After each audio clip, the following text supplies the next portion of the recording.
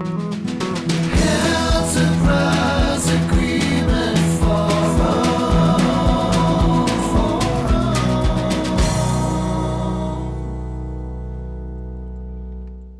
Good morning, everyone. We might make a start. Welcome and thank you for joining us this morning. Just a couple of housekeeping things, if we could. The first of which is if people could be mindful to keep their microphones on mute whilst the presentation is occurring, unless of course you're speaking. And what that does, it just ensures that any of the background noise that might be occurring at your end doesn't feed into the presentation as such. Conversely, though, of course, at some point during today's proceedings, it is highly likely that one of the presenters will start speaking whilst still on mute. And when that occurs, please feel free to let them know by popping in the chat, you're on mute. Feel free to use caps. We'll be drawing attention to that as best we can. I do want to let people know that today's session is being recorded, and ultimately it will be available for members to return to. But just to let people know that they are being recorded as part of today. All right, we've got quite a bit to get through this morning. We'll start, if we can, just with an acknowledgement of country, acknowledging the traditional owners and custodians of the land on which we meet, and those are many lands this morning. But for us today, for VHIA, it's the Wurundjeri people of the Kulin Nation, and we pay respects to their elders, past, present, and emerging. This is our agenda for today. We'll have a brief introduction. We'll be spending most of our time talking about changes to the agreement. The purpose of an implementation forum is to highlight those changes. Just in terms of how that will be structured, people are free to ask a question at any time or to post a question in the chat. But after each presenter, there'll be a structured opportunity to ask questions, and it may well be that we come to those questions that are in the chat at that point in time. If there are any questions that we can't answer today, we'll take those on notice and post we will post the answer in Yammer. Just also on Yammer, the presentation this morning has been posted into the Yammer feed. So that presentation is available to you now. And I'll just also make the point that we'll be taking a couple of breaks. It's quite a long session today. We've got 2 10-minute breaks factored into our timing for today's presentation. So that will be after a couple of sections, really after about an hour or so each, but just so that people can know to expect that they will get a chance to make a cup of tea. All right. In terms of who's doing the presenting, that would be myself, Stuart McCullough, also Senior Workplace Relations Consultant Emma Scott, Workplace Relations Consultant Bree Marinier, both of whom I suspect would be well known to all of you. But we'll start with our introduction just in terms of the things that are necessary to get done before the agreement comes into operation. So one of the most frequent questions in a session like this is, when will the agreement commence to operate? On screen there at the moment are the things that need to be completed before it starts operating. First of all, there needs to be a ballot. And just in terms of where we're at with regards to a ballot, there are a couple of things to bear in mind. First of all is that the parties have done their work. That is, they've done the drafting. But before we can go to ballot, we need to get authorisation from government. The importance of that authorisation is really to make sure that what the parties have drafted matches what was approved earlier, particularly in terms of cost matters. So that's a normal part of the process, but it is currently sitting with government for approval. Once we get approval, that will be the go signal for us to get it out to ballot. One of the interesting things about where we are at this point in time, of course, though, is that there is an election coming up, and there is a caretaker period that commences at the start of November. Essentially, if the ballot's to be completed this side of that, then the ballot needs to be complete, and we need to be lodged before that caretaker period commences. And of course, time is now starting to get a little bit tight, but we still at this point anticipate doing that before the election. So once we get that approval to go to ballot, we need a majority of those who cast a ballot to say yes. We then lodge with the Fair Work Commission. In terms of how long it takes to lodge after the ballot's completed, it happens very quickly. Bree and Emma have done the preparatory work for that so that we can undertake a very quick lodgement, so there won't be any delay there. In terms of how long it will take the Commission to approve, their website suggests between 4 to 9 weeks, depending on complexity. In terms of that timeframe has come down from what it was. I think it was up to about 13 weeks at one point. It has reduced. And the agreement comes to operation 7 days after it's approved by a member of the Fair Work Commission. And we'll be communicating throughout that period as to where we're up to in that process. Just briefly to recap this particular negotiations, the first key thing with regards to the negotiations for this agreement is that they did not commence on time. So discussions began in April 2021. What should occur is that negotiations or discussions should commence 6 months from the nominal expiry date. That would have been January of 2021. And in fact, as part of the rollover, there was a request that that discussions commenced earlier than that, still in December of 2020, but that didn't occur. One of the features of this round of negotiations is that some negotiations have run on time. Nurses and midwives began on time, finished on time. Doctors in training, medical specialists began on time, finished on time. As such, but not the case here. Discussions began in April. In terms of the number of meetings that were required, 79 meetings. That's not the highest, but it is close to the highest number of meetings that were necessary to conclude an agreement. By way of contrast, the Nurses and Midwives Agreement took 23 meetings. Doctors in training and medical specialists took 53 meetings, but that was for 2 agreements. So 79 meetings is quite a lot, suggesting that the meetings weren't necessarily as, that there's room for improvement there. The medical scientists had the most number of meetings at 89 meetings. But concluding on the 29th of June 2022, that's almost a year to the day from when it should have been concluded. It should have been concluded by the nominal expiry date, we say, but that has not occurred. It's been effectively a year late. Following government approval, the parties signed a heads of agreement on the 7th of July. That's an important date that we'll come back to in a moment. For those who aren't familiar with what we do during the process of negotiations, we summarise each bargaining meeting through YAMA. And that occurs whether or not it takes 23 meetings or whether it takes 79 meetings. Each bargaining meeting is subject to a summary. And what that does, it enables people to be up to date as to the progress of negotiations and also to contribute to that process. We also issued a number of reports. We provided an agreed in principle update, as well as a high risk report to CEOs. A high risk report is identifying those items that could have a significant financial or operational impact.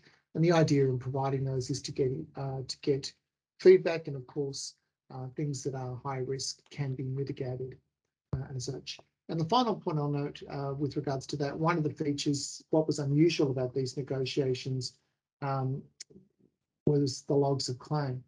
So a couple of things. First of all, the employer log was submitted on time, but was not approved by government on time. So that was a point of frustration. But also the union log did not arrive until about mid-August of 2021. That is, it's arrived after the negotiations should have been finished. And that's a really unusual circumstance. So a bit to reflect on and unpack as to what were the drivers for some of those delays. And there's obviously an opportunity to improve that, we would say. So just moving on to the changes that have been made to the agreement, what people will notice that some changes are very minor, and we'll be spending more time on some of the more significant changes and perhaps highlighting their importance from the point of view of implementation. We'll also give an indication to you on those matters that took a lot of time as such.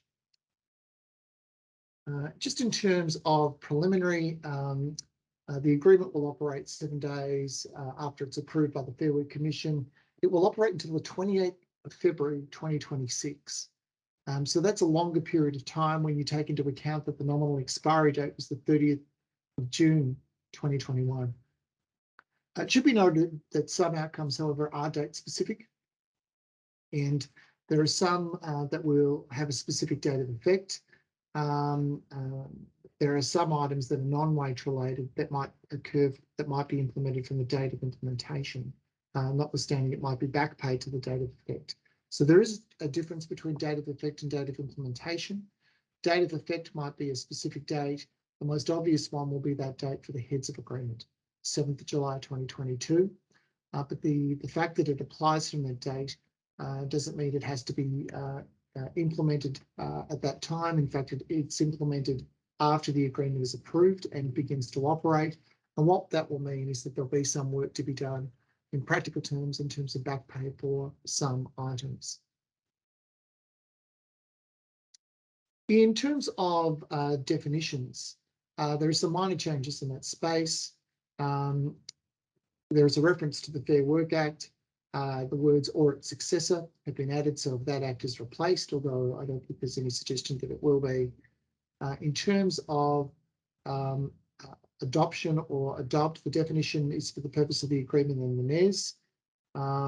Replaces the Department of Health and Human Services with relevant government department in the context of adopt or adoption as such, and that's just to make sure that if government departments are reshuffled, as they are from time to time, that the definition still remains good. We've moved the definition of experience to clause 85.12a because that's where that term is used. And similarly, the definition of shift worker only has work to do in the context of annual leave, so that has been relocated. There are some new definitions. BPEC, which is a compulsory term, and really the successor to the SDP-PWG, which was the industry group that met during the life of the agreement. It has a new name. There is a definition of child, a definition of department. The Equal Opportunity Act has been defined. Health and safety representative has been defined. Immediate family, miscarriage, spouse, stillborn child, VHIA. The Workplace Implementation Committee, and just 2020 agreement. The definition for parties has been deleted as it didn't serve a purpose. The agreement reaches its nominal expiry date, as we said, on the 28th of February 2026. Renegotiations are to commence 6 months prior to that date. I'll just highlight again that one of the factors in this round is that negotiations that commenced on time were more likely to finish on time. And there we say that commencing on time is of critical importance. In the anti-discrimination space, there has been some changes there, one of which is similar to a change that was made to the nurses agreement, which was to establish an industry level committee of representative CEOs or nominees, the union, VAPA, and VHIA to review audit results and promote gender equity initiatives, including addressing gendered violence. Just with respect to the audit results, what we're talking about there are the audits that you've recently undertaken for the Commission for Gender Equality in the Public Sector. And members will be aware that the baseline report arising from those audits has now been issued on the 5th of September. So we look forward to activating that committee. And we've also just reached out to the Commissioner about briefing ourselves, a selection of CEOs and unions who have this clause to provide a bit of a background briefing with regards to that baseline report. That committee is to be established within 3 months of the commencement of the agreement, but we've already taken action to commence that process, really because the baseline report has been handed down. The transfer of business clause has been amended in a minor way. Employer and employee have been uncapitalised. In terms of what that does, it just means that if there was a transfer of business to an entity such as a private sector entity that was not covered by this agreement, those terms, the transfer of business clause would apply. So really some minor changes to that term. With respect to consultation, this is this is probably one of the items that we spent a significant amount of time on. There are some changes that are a bit unique to allied health professionals, one of which are some changes to the definition of major change, really spelling out in greater detail what those existing terms mean. So when we talk about change in organisation, including workforce size, major change meaning workplace arrangements, spelling out in greater detail what that might mean. Introduction of an on-call roster, after hours or weekend roster, how work is organised. In terms of major change, it may have a significant effect. One of the issues that the union had experience on were disputes around whether the change was permanent or temporary. The clause doesn't require that the change is forever, simply that the change is in order to, and that's just been clarified within the term. Also, some further clarification of existing terms, some of which are statements of the obvious. A major change is not to be implemented prior to the steps in the clause being completed. That's why the steps are there, other than by agreement with the affected employees and the union. And we've had examples of that over the past couple of years where those agreements have been reached, where major changes have been implemented in response to the pandemic. Just as a counter to that, we've also got a statement in there, which should also be a statement of the obvious.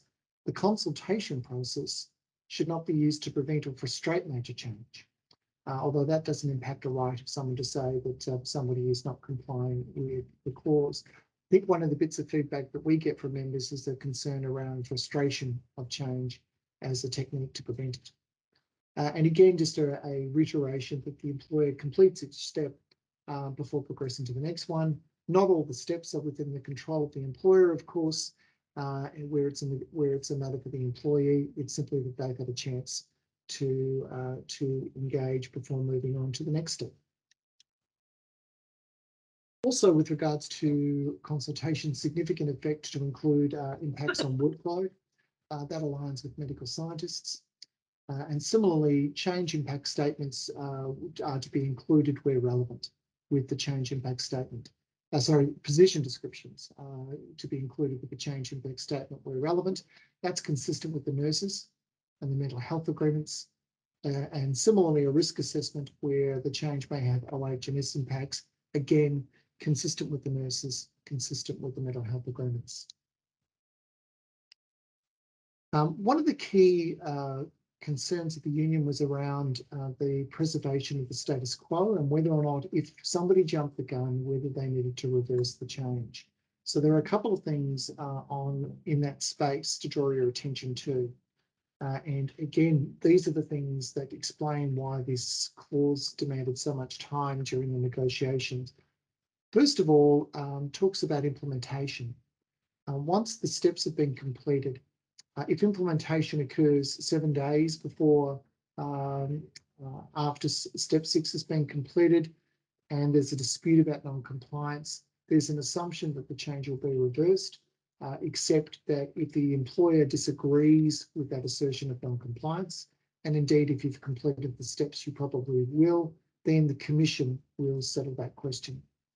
However, if a dispute is raised after that period of time, then the assumption about reversing the change does not apply. And that answers one of the key points of dispute about when is it that somebody has to reverse a change because of a dispute and a requirement for the status quo. This is a key clause, clause 13.10, because it deals with disputes, and we know that this area is overrepresented when it comes to disputes. The clause starts with a statement of the obvious, that is, disputes about consultation will be dealt with under the dispute resolution clause, including 14.2. 14.2 is a significant term for all parties in a dispute, but we would say particularly for employers to be mindful of. It imposes an obligation on the parties and their representatives to genuinely attempt to resolve the dispute. Where there is any dispute, but including where there's a dispute about consultation, it is worth considering whether a party has met that obligation. Also, it has provisions that work will continue normally according to the usual practice that existed before the dispute, often referred to as the status quo provision. If you implement without complying with the term, without going through the steps, there's a requirement to reverse, except where the employer disputes non-compliance and the employer applies to the Commission within 7 days of the dispute being notified. And in that case, the Commission will determine whether or not the change needs to be reversed, considering a range of issues, including the impact of reversing or not reversing.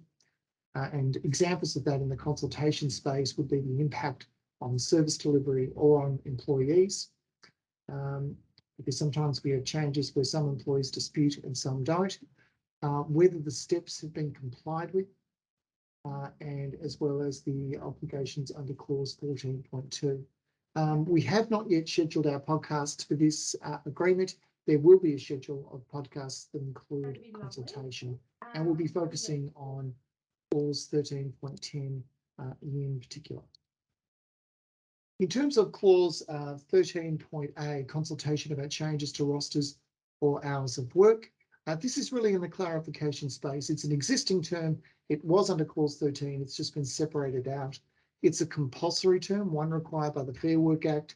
And what it does, it simply clarifies when it applies. This applies to changes to rosters or hours of work that don't constitute a major change. So it's where that threshold isn't met. There is a smaller, shorter consultation process that applies without the need for a change impact statement. Just in terms of that, if you have a change that does involve a major change, but also includes changes to rosters or hours of work, then you deal with clause 13. This is solely confined to where it doesn't meet major change. There is an expression in there just to say it doesn't override other clauses of the proposed agreement, such as rosters or hours of work clauses. Those contain terms relevant to those subjects. Dispute resolution procedure, there are some items that are unique. You may recall that the previous agreement was a very short agreement, just 1 year. So the scope of the clause has been amended to cover the previous enterprise agreement. In a practical sense, if there's a dispute on foot, when this agreement comes in, it doesn't get chopped off.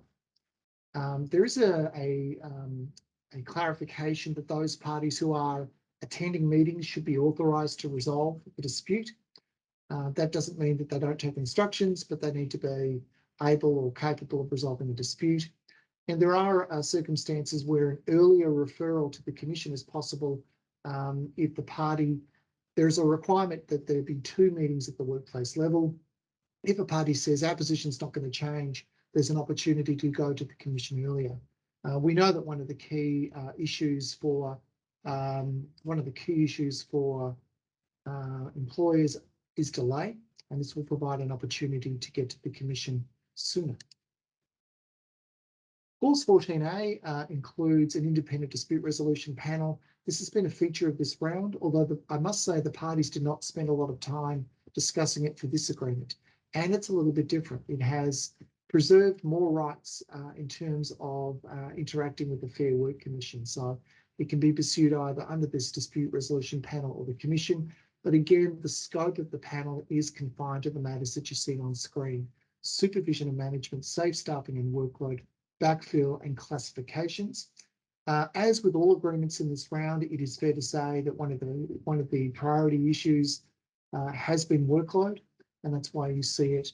You see it there in the scope for this panel. The panel includes somebody nominated by VHIA, someone nominated by the union, and an independent chair. And the idea will be to bring a degree of industry expertise to those subjects. Jason, would you like to jump in there?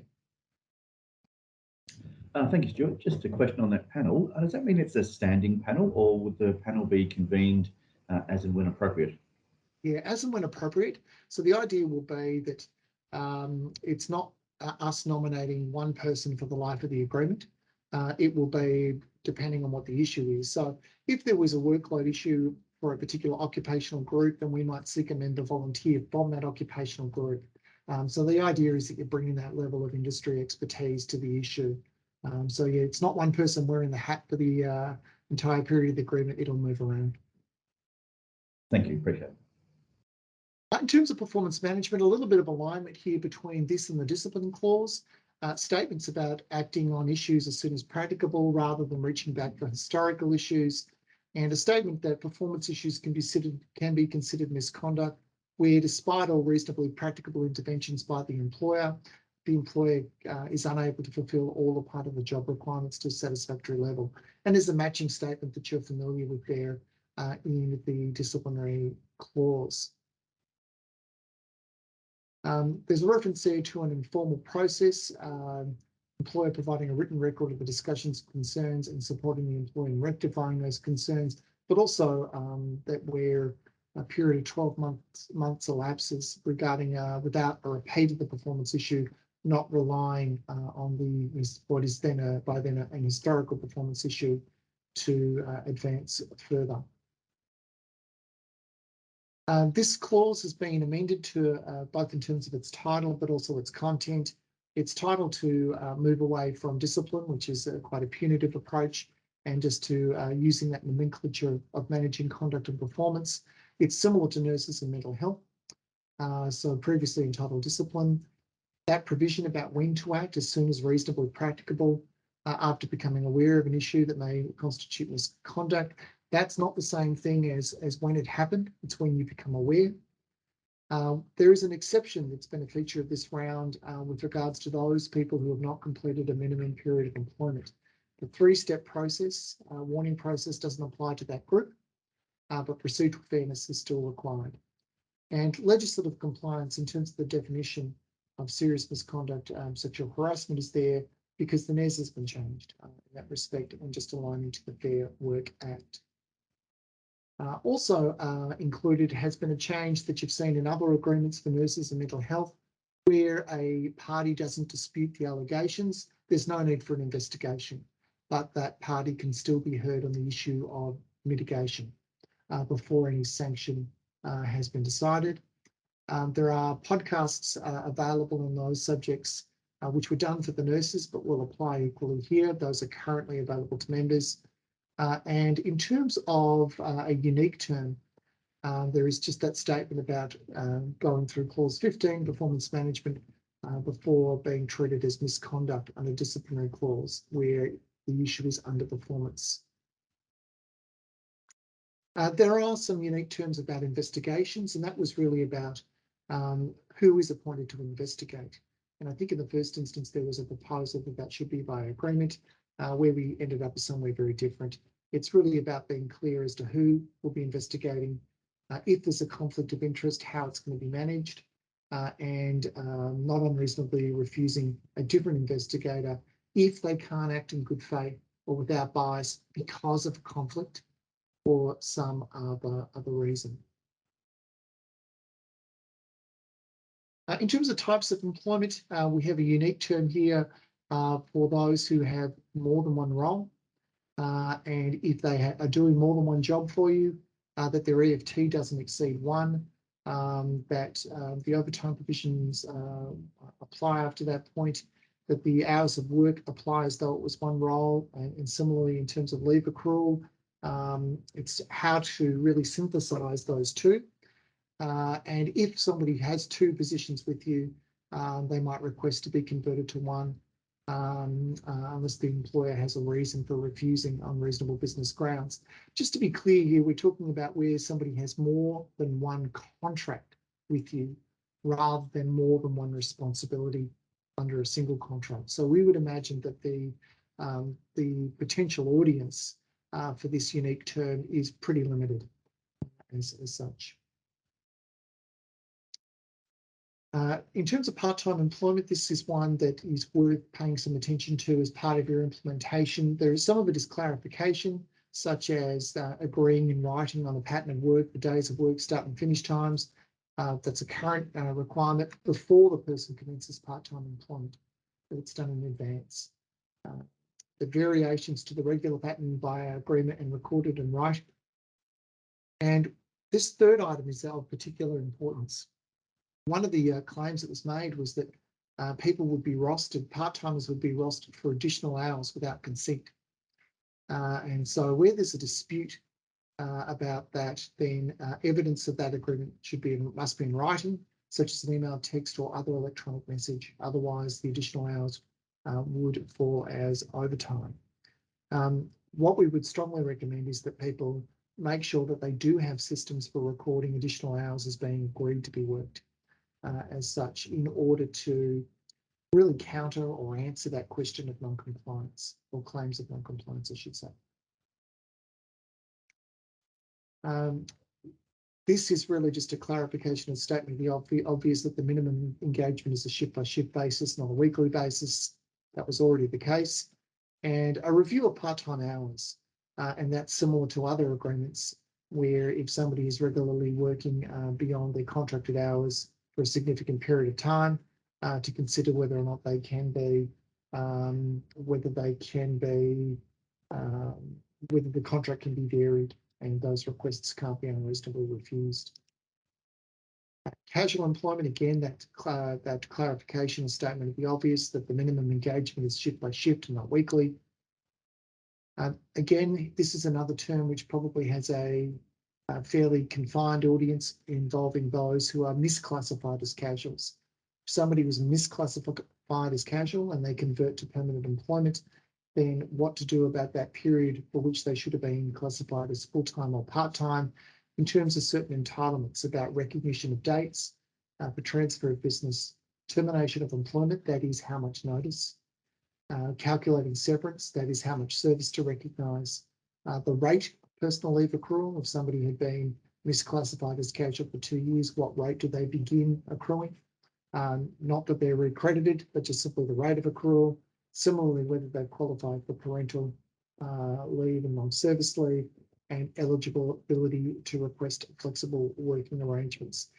Again, we think that this will have a fairly confined audience. Casual conversion has been updated to reflect the needs. This is an area where the legislation has changed during the life of the agreement, and it's been updated to reflect that. In terms of fixed term employment, some amendments, one of which is specific to Peter McCallum, which has a particular research focus where the minimum contract can be greater than 2 years, and also a term with regards to graduate fixed term employees where it's possible to recruit. Clause 23 is complementary to the term we saw before, where certain things are recorded before either the role or variation commences, which you would expect which is consistent with it being a letter of offer.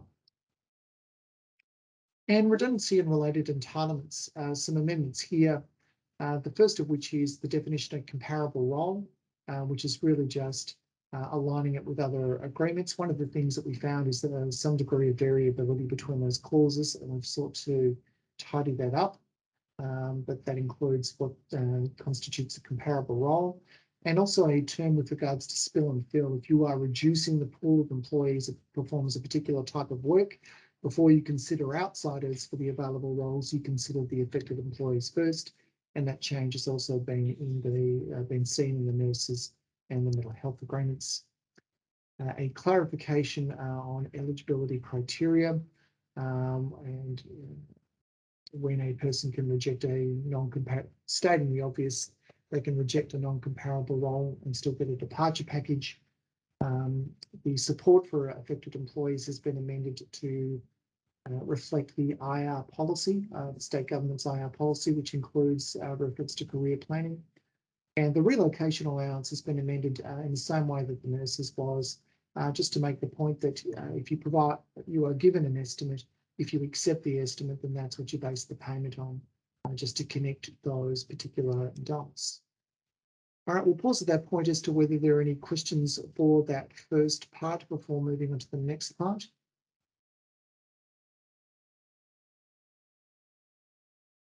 There will be multiple opportunities to ask questions during the course of the morning, but if not, I will hand over to Bree.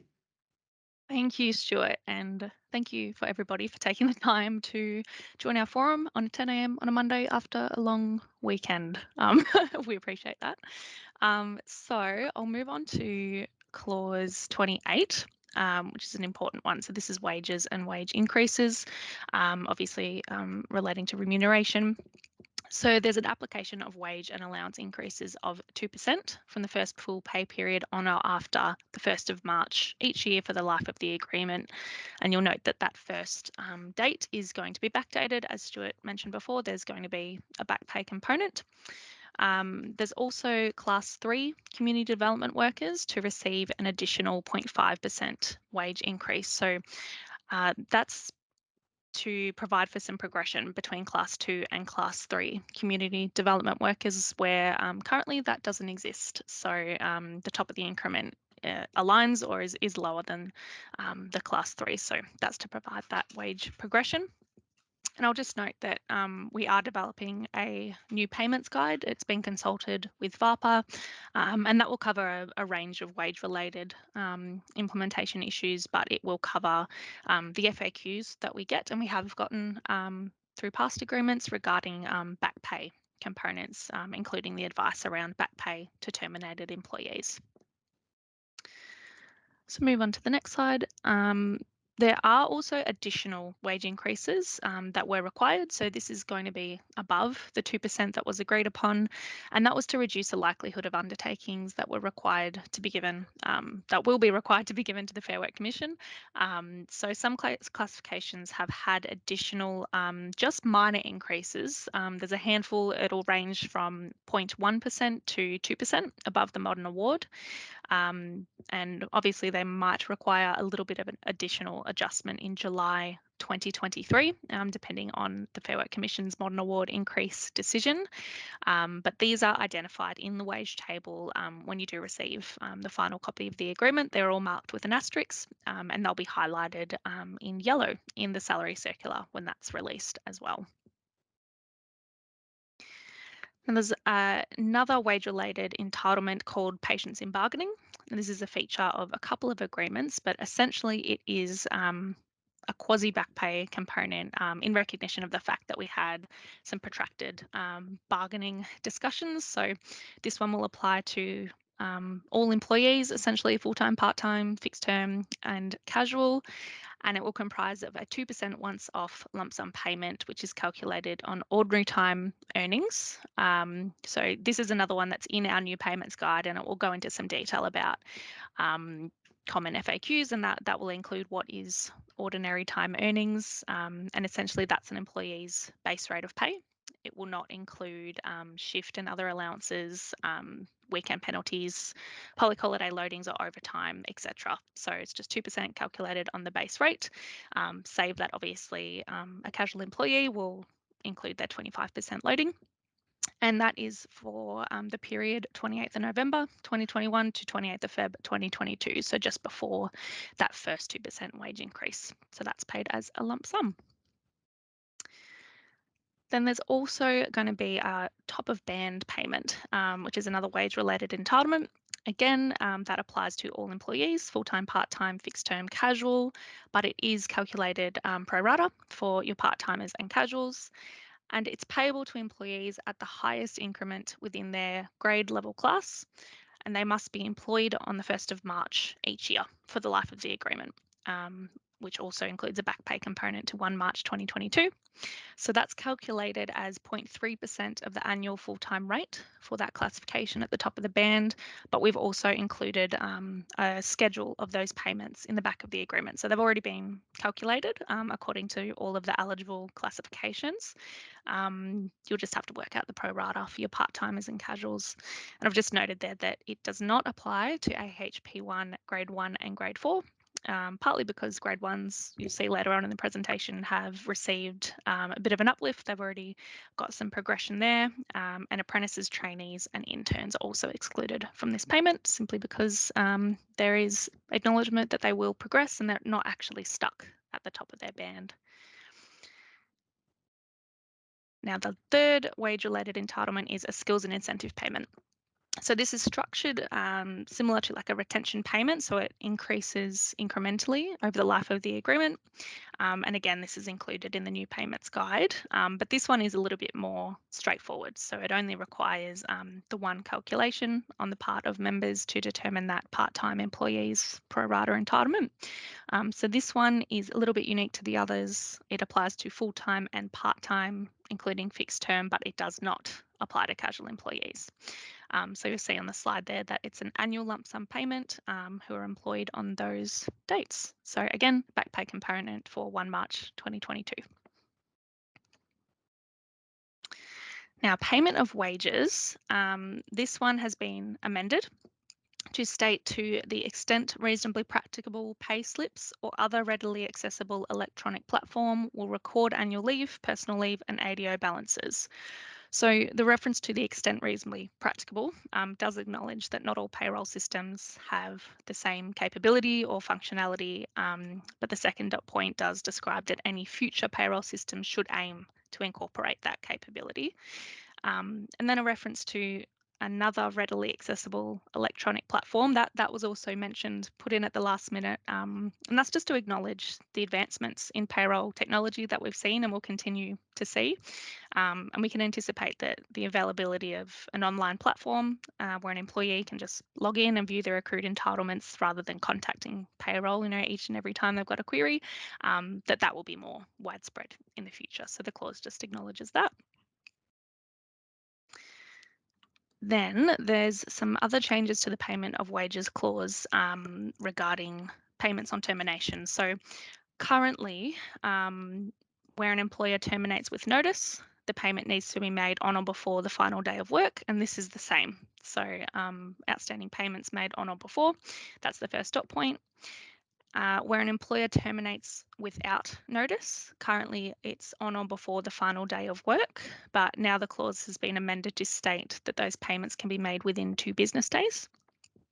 And then where an employee terminates, whether giving notice or not, those payments have been made on or before final day of work, otherwise no later than Thursday following the end of the pay period in which they were terminated, and now it's no later than the ordinary pay day after their termination. So the inclusion of this clause is an improvement to the existing provisions, and it will align it with other agreements, but the reality was the timeframes that are contained in this new clause were largely reflecting status quo anyway. More payment of wages changes. So a certificate of service or a similar form, including the information at Appendix 6, will be provided to the employee wherever practicable within 14 days of the date of termination, but not greater than 21 days. So that bolded text, outer limit of not greater than 21 days, is unique to the Allied Health Professionals agreement, but you'll note that these terms about providing a certificate within 14 days is not unique, and that is similar to other agreements. I think the nurses was the first one to introduce that. And providing that certificate also applies where a permanent employee transfers to casual employment.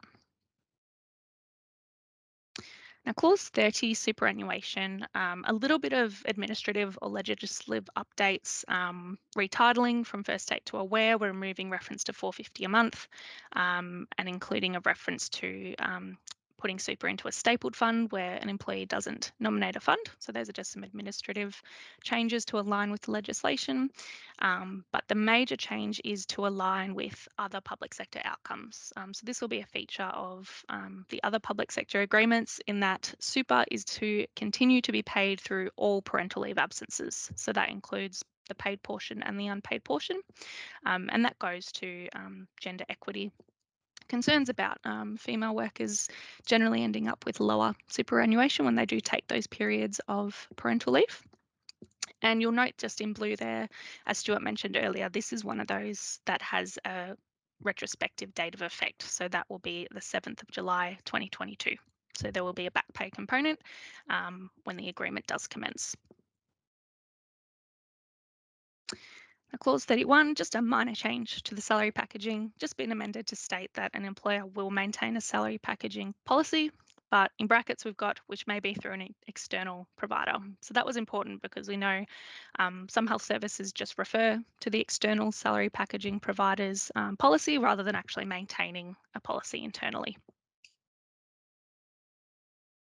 Clause 33 increases to allowances. This does align with the wage increases. So with those 2%, most allowances do increase in line with wages. But from commencement of the agreement, some allowances have also had to add some additional increases to reduce the likelihood of undertakings. And we'll talk about those a bit later, but all of those allowances are going to be identified in the salary circular, and it's going to be consolidated in Appendix 3 of the agreement.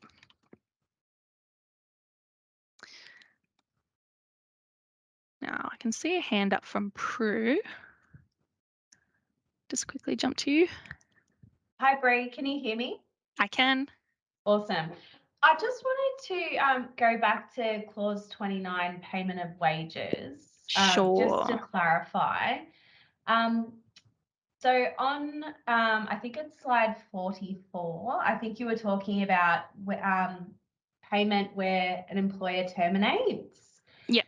I think you were saying, and please correct me if I'm wrong, that this was reflective of the current state of the agreement. I just wanted to get clarity around that because I wasn't aware that we need to make payment within 2 business days, or there was that requirement as part of the current agreement.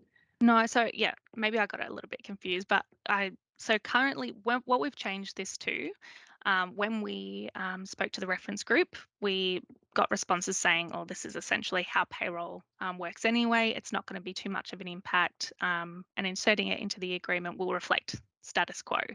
But in terms of what's actually written in the current agreement and what is written in the new agreement, there does seem to be a change for a few when an employer terminates and when an employee terminates. So there is a change like in the black and white letter of the agreement, but just when we spoke to the reference group, the feedback was that inserting this will, yes, in a lot of cases be an improvement, but oftentimes it's just not practicable to meet the timeframes that are actually in the current agreement. And what we're actually changing it to is what's generally occurs on the ground. Sorry if I got that. That was a little bit confused, but there is a change, yeah. No, that's okay. I'm just wondering, particularly in relation to where an employer terminates without notice. I'd like to think that that doesn't happen very often, but no, unfortunately it does. So in that instance, if we're unable to make the 2 business days, is there a penalty? Like, is there any discussion in regards to penalties or repercussions if we're unable to make that time frame? No, that wasn't discussed or included in the clause. No penalties. It's simply well, I don't know how far any union or employee is willing to take it, but it would constitute a breach of the agreement, but there aren't any penalties actually built in. So the current agreement is if the employer terminates without notice, that's on or before the final day of work, and it's now changed to within 2 business days of that termination. So an extra 2 days, even though that's, yeah, but that does align with other agreements. Yeah, okay. All right. Thank you for that. I appreciate the clarification. Okay. No, it's all good. Jason, I think. Yes, Jason. Yeah, thanks, Bree. Look, I was just going to add to the previous person's question. I worked in another industry many years back, not health, a startup business where we frequently run very, very close to deadlines in terms of not making payments. There was no penalty under any award or any enterprise agreement, but eventually, after enough complaints to Fair Work Ombudsman, we had a visit that was basically a bit of a get your house in order type message. So I guess in a worst case scenario, if you did it often enough, would I be right in assuming you could get some sort of enforceable undertaking? But you'd have to be doing it pretty often. I think it's something you want to avoid. Yeah, that's right. Obviously, it's encouraging compliance with the clause, and these are the timeframes that were agreed to be reasonable. But yes, there could potentially be, if it does get too far to that point, some other repercussions. But yeah, we don't expect that to happen too often. Okay, well, any other questions? Yeah, I was just going to add, there's one in the chat function from Emily Turner about superannuation being on unpaid leave. Does it require an averaged amount of previous super paid to work out the calculation? The calculation is going to be the exact same as in the nurses agreement. I believe it does require some form of averaging. I can quickly get up the clause. Yeah, it is the same as the nurses and Yeah, there midwives is a agreement. calculation that's required. I can quickly just state what it was. Ordinary time earnings. Yeah, so it's calculated on the employee's pre-salary packaging earnings and any additional amounts consistent with the trust deed of the superannuation fund over 26 full pay periods, so over 52 weeks, immediately prior to commencing that parental leave, and then divided by 52. So rather than it being based on an average of their super payments,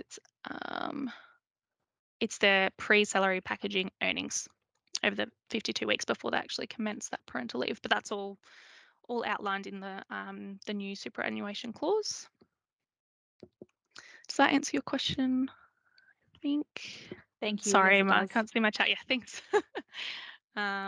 Beautiful. Now, where was I up to? Yes. Okay, clause 36. So there's a couple of changes regarding allowances related to overtime. So the meal allowance, it's just been inserted to say that where the employer is providing a meal in lieu of the allowance, which is an option available, the meal must be an appropriate meal suitable for the employee's dietary requirements, for example, any allergies, religious or other dietary requirements. Otherwise, the meal allowance will be payable. So if a meal is provided, but there, for example, aren't celiac friendly options, so the employee can't actually consume it, or a vegetarian's only option is a meat lover pizza, they're actually going to be entitled to be paid the meal allowance in lieu of actually eating the food. And then the telephone allowance will be expanded to include employees required to maintain a phone when undertaking home visits. So currently the telephone allowance only applies to those required to maintain a telephone when performing on call. But this home visits is like clause 105, which is home visit safety, and we'll talk about that later in the presentation. It applies to situations when an employee is away from the employer's premises, so with a client or a customer, a patient, or their family or carers, so just away from the premises, not necessarily just in somebody's home. So that scope has been just broadened and amended to consider and to keep up with changing models of service delivery, essentially. Keep the clause modern. So higher duties, clause 37. There's been a few amendments to this clause. So the first one is regarding the payment of higher duties when an employee is on leave. So an employee will be entitled to be paid the higher duties allowance when they're on paid leave. If when they come back from that leave, they'll be required to assume the duties of the absent employee. And when they're gone, the employer doesn't have to pay another employee higher duties as a result of that absence. So if John is performing higher duties and he happens to take 2 days of sick leave, but then Mary is engaged to perform higher duties in John's absence, John will not be entitled to be paid higher duties for those 2 days of sick leave. So it's only if that person is absent, but it's not actually like an additional cost to cover the higher duties. And then the rates have actually changed slightly. So the rate of the allowance, there's new rates where the difference between the top of one grade and the bottom of the next is minimal, or the rate is actually lower in some instances. So for quite a few professions, the wage rates do cross over. So a table has actually been inserted into the agreement, and that outlines the different allowance rates for such classifications, so you don't have to look at it and see where they cross over. We've put that into the clause, but that's just to address where there's little to no incentive for employees to perform higher duties. So it does actually provide the next rate of pay higher, so that when they are performing higher duties, they're receiving a little bit of an increase. We've also got a note there that the clause will now clarify that an employee can refuse an offer of higher duties, and it also clarifies that an employee is entitled to the higher duties allowance where a position is vacant. So there doesn't need to be an incumbent in order for that allowance to be paid. moving on. So shift work allowance clause 38 has been amended. Speaking about this before, depending on the profession and the length of shift worked, certain shift allowances have higher increases. So that was required to reduce the likelihood of undertakings. So the majority of these do fall under the AHP2 professions, but interns and allied health managers under AHP1 are also impacted, and it also includes medical lab technicians, child psychotherapists, a couple of others, CTWs, welfare workers, youth workers. Again, these are going to all be identified in the salary circular. But that will mean for these professions, there's actually going to be two different shift allowance rates, one for an 8-hour shift or less, and then another one for longer than 8 hours. So they're in the salary circular, they're very clearly identified, but there will be a trigger point for some professions where they're actually entitled to a higher shift allowance. And then the second dot point is to align with medical scientists and also nurses. The distinction between ad hoc night shift and permanent night shift has been abolished. So there's just one allowance at the higher rate. So whenever an employee does a night shift, whether that's on a permanent basis or once in a blue moon, there's just one rate. And currently that's beginning around the $81 mark on commencement of the agreement. There is also, you'll probably note when you look at the salary circular, again, some exceptions for some professions who required a further uplift to address some boot concerns. So the night shift has been impacted in a few cases in that instance as well. Change of shift. This is a nice and easy one, just been amended. The allowance rate has increased to 70/80 for all professions, and it will increase every year. So previously, change of shift was based on a percentage of a wage rate. So the allowance actually differed between professions, but now it's 70/80 for everyone for any instance of a change of shift. And then clause 40, sleepover allowance. So the sleepover allowance provisions actually cease to operate.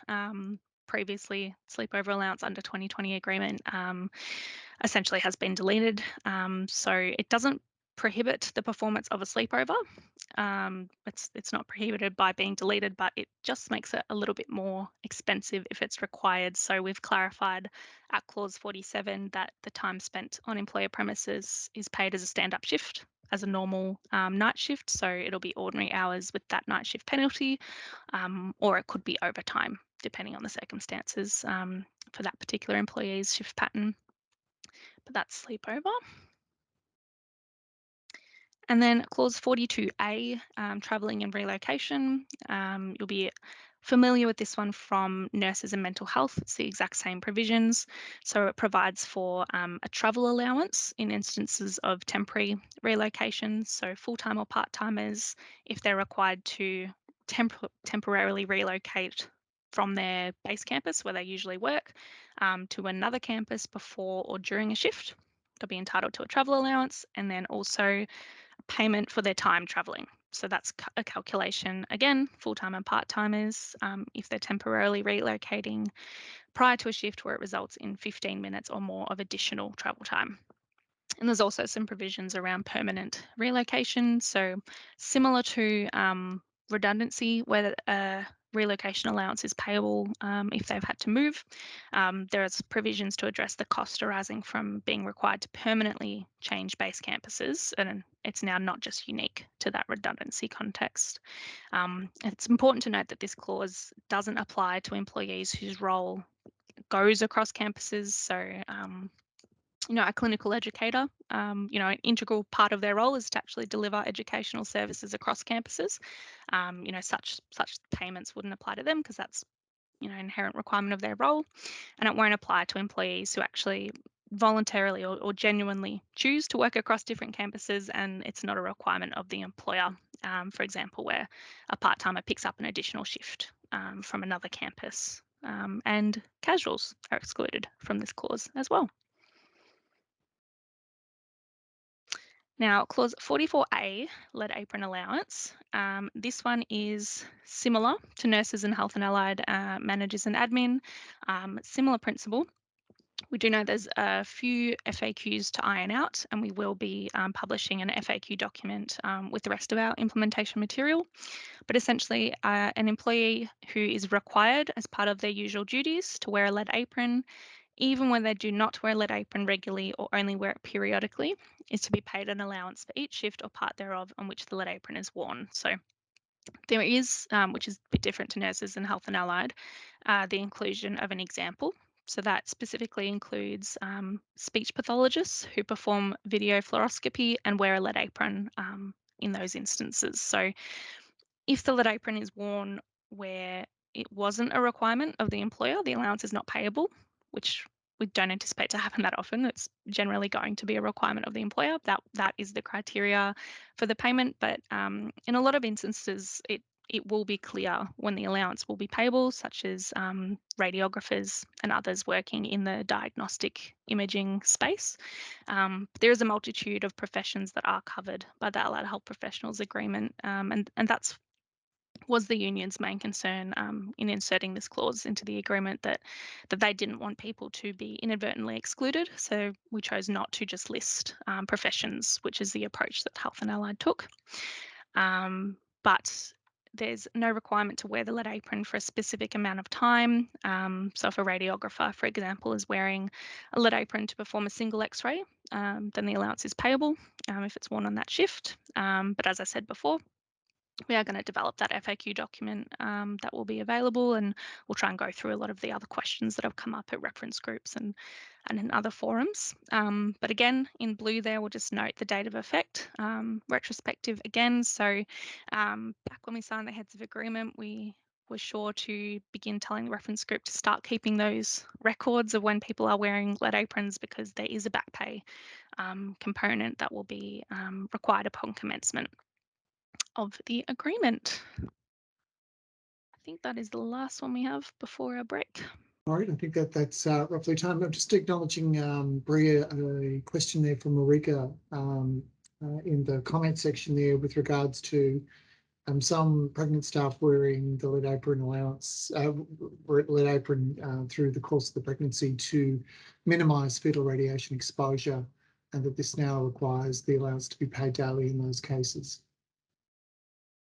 Yeah, that's an interesting question. I think it will depend on whether that's a requirement of the employer or not. So it may depend in the circumstances, depend on your policy. But if you are simply encouraging employees to wear it and it's their choice to wear the lead apron, I wouldn't anticipate the lead apron is allowance is payable in that circumstance. So it does turn on whether it's a requirement of the employer to actually wear that lead apron during the course of their duties.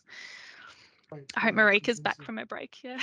Just in terms of that encouragement to do so, that probably does suggest that even if it's not put as highly as a requirement, then I would assume most likely it would be paid.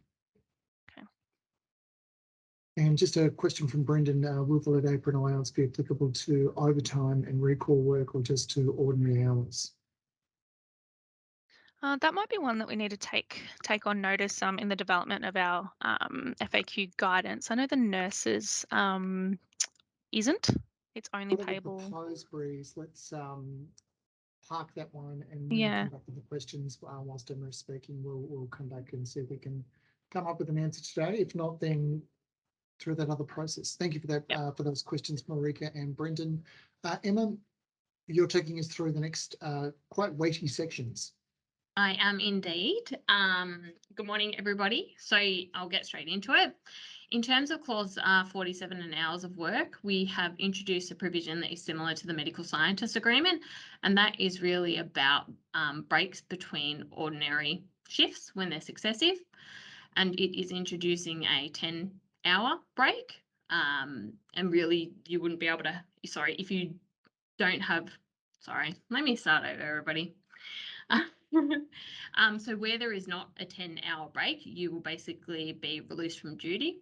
So you can then have that break. And if you're not, it's at double time. And that also applies equally to full-timers, part-timers and casuals. So the existing agreement has a break and provisions around 8 hours for a casual. That is now realigned to this new provision relating to a 10-hour break. In terms of the next one on the slide, it's just in relation to broken shifts. So we're not aware of any employers that require employees to do broken shifts, which is where you might do 3 hours in the morning and 3 hours in the afternoon. If you do require that, you just need to make sure that on commencement of the agreement, that is undertaken through a flexible work arrangement or an individual flexibility arrangement. So this is a new entitlement across the agreement, so it's unique to allied health professionals, and this is the right to disconnect clause.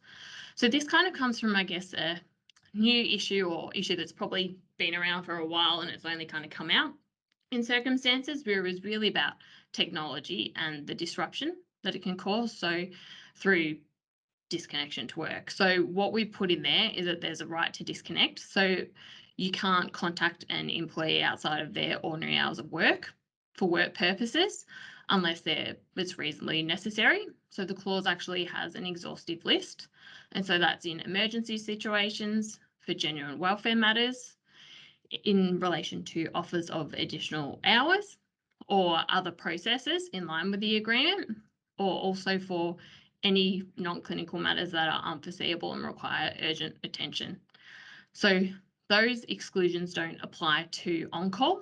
In terms of on-call, it's actually accepted that someone may be disrupted, but really just making sure that there is a right to disconnect for all others outside of their ordinary hours. So there's also a process whereby employees can raise concerns, and that if there isn't compliance with the clause, then you would look at rectifying those concerns where disruption might be occurring outside of the ordinary hours.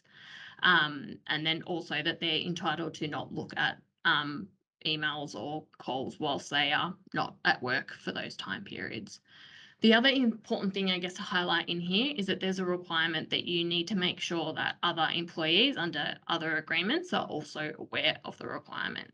So it's not just about allied health professionals contacting allied health professionals. It might be about managers under a different agreement also contacting allied health professionals. In terms of accrued days off, we've just introduced a facility provision. So the general principles around ADOs is that they're taken during the normal 4-week cycle in which the ADO accrues, unless agreed otherwise. So if you have a system in place, basically the employer or the employee might be able to make a request to not take it in that 4-day period. So if the employee makes a request that says, I don't want to take that in the normal 4-week time period, you must not unreasonably refuse. And then similarly, if you want to make that request to the employee as well. So it's a mutual, not unreasonably refused benefit for both parties. Then in terms of breaks, we've made some amendments to align with nurses. And that's really about making sure wherever reasonably practical that the meal break is taken and that they can leave the premises. Where they're unable to take the meal break, this doesn't include tea or rest breaks, but where they are unable to take their meal break, that is paid at their ordinary rates plus 50%. And then there's also the escalation process. So similar to nurses, there's no changes there. In terms of the clothing change, that is also similar to nurses where you've got to change into specific clothing. It's in your ordinary hours, but the additional sentence there that we've just got underlined is that it also applies to PPE. But these are really changes that align with the nurses' agreement for breaks.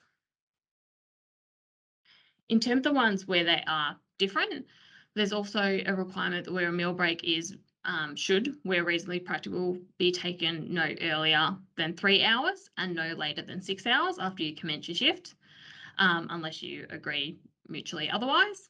And then also it's just a clear requirement to say people must be able to take their tea break and leave the employer's premises for that break. There's no exceptions to that. The next change there is just about an alignment with the medical scientists, which is where reasonably practical, staff meetings, in-house training and in-house professional development not conducted during employees' meal/tea break. So it really shouldn't be conducted during their meal break if you don't have to do that.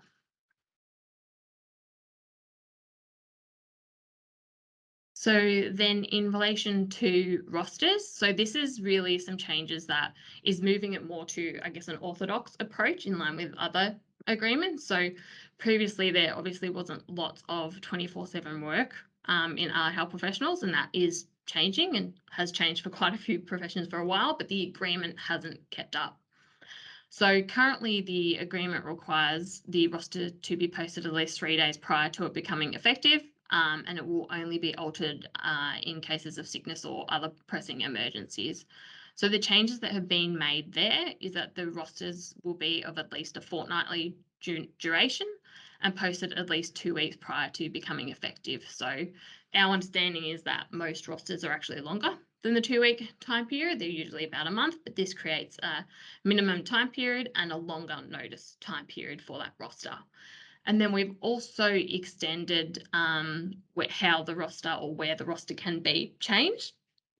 So we've listed some of those reasons, which is someone that's absent because of personal or carers leave. You've got compassionate leave, ceremonial leave, family violence leave, resignation without notice, or other pressing emergencies. So that's really mostly covering when you might have unplanned leave from another employee occurring, that it extends the relevant reasons on when you can change the shift. In relation to, this is a new provision for the agreement, but not new to the sector, and it's really about a change of roster. So the change of roster without 7 days notice, you get an allowance, which is 2.5% of the AHP1 grade 1 year 2 rate.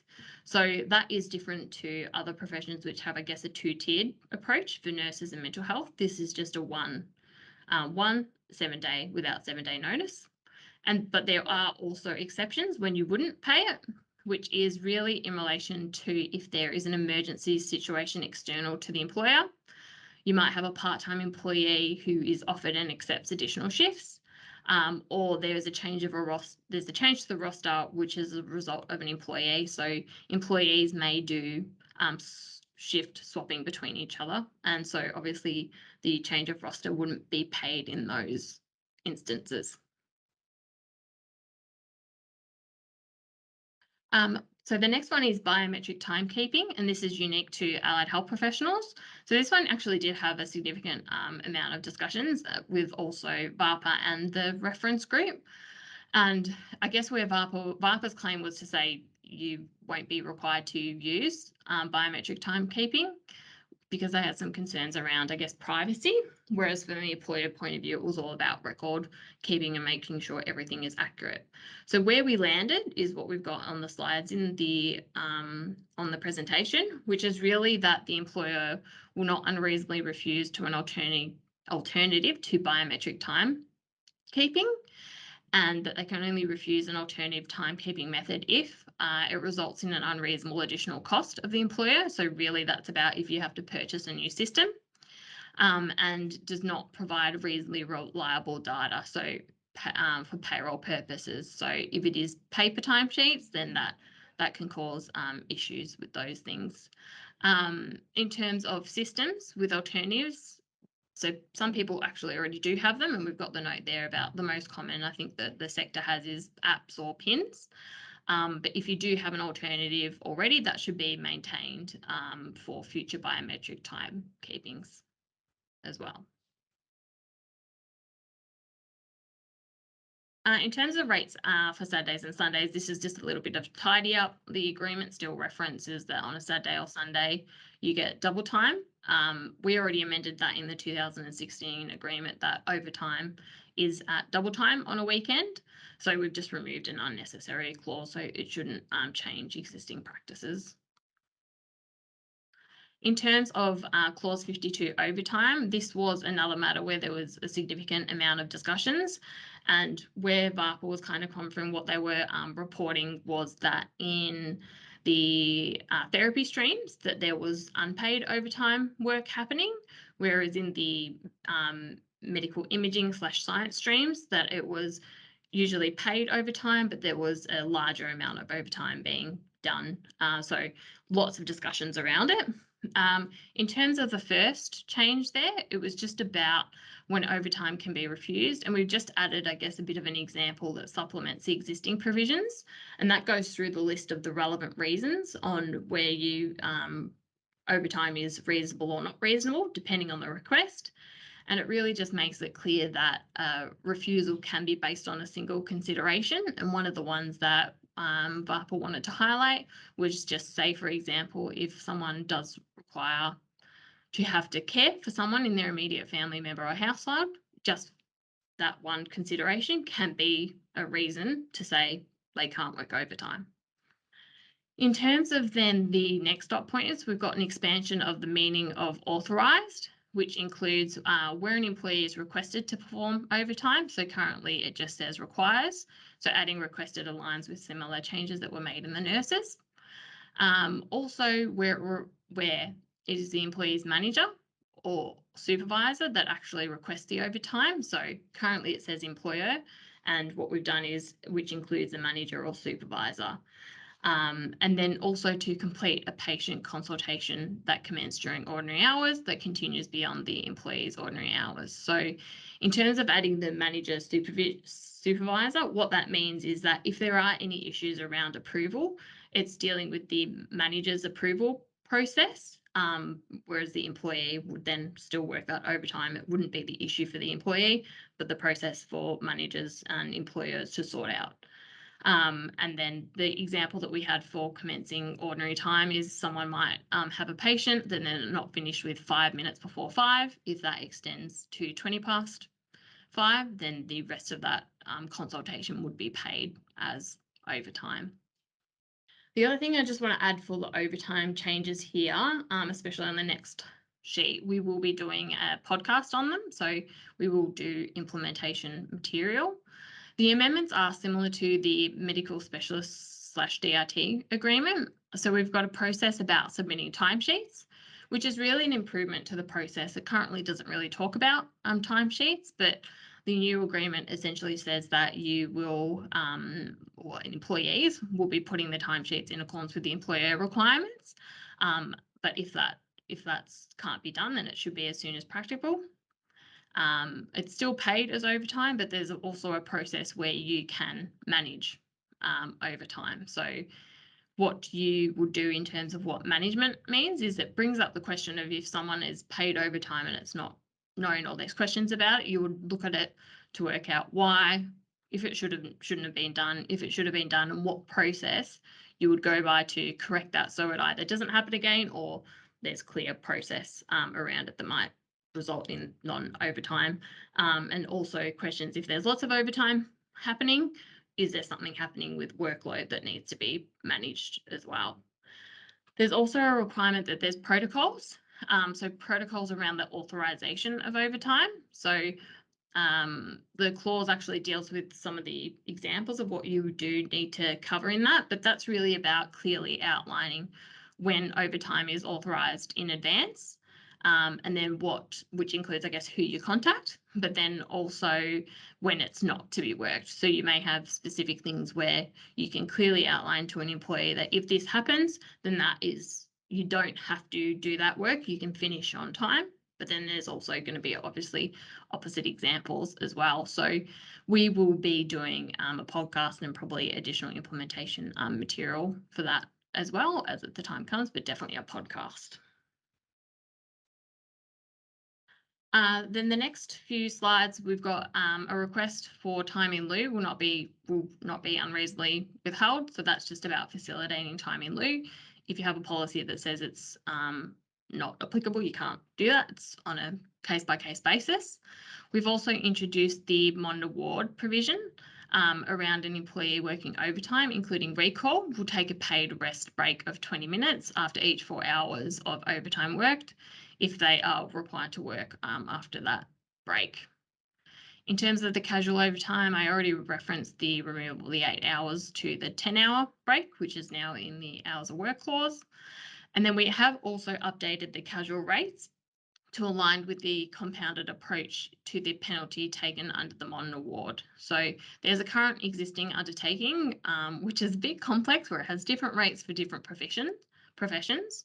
So to, I guess, get rid of that, we have done the compounding approach. So the compounding approach is essentially the 1.25 times the relevant full-time, part-time penalty. So that's an increase in entitlement, but it reduces complexity, how we've dealt with it there.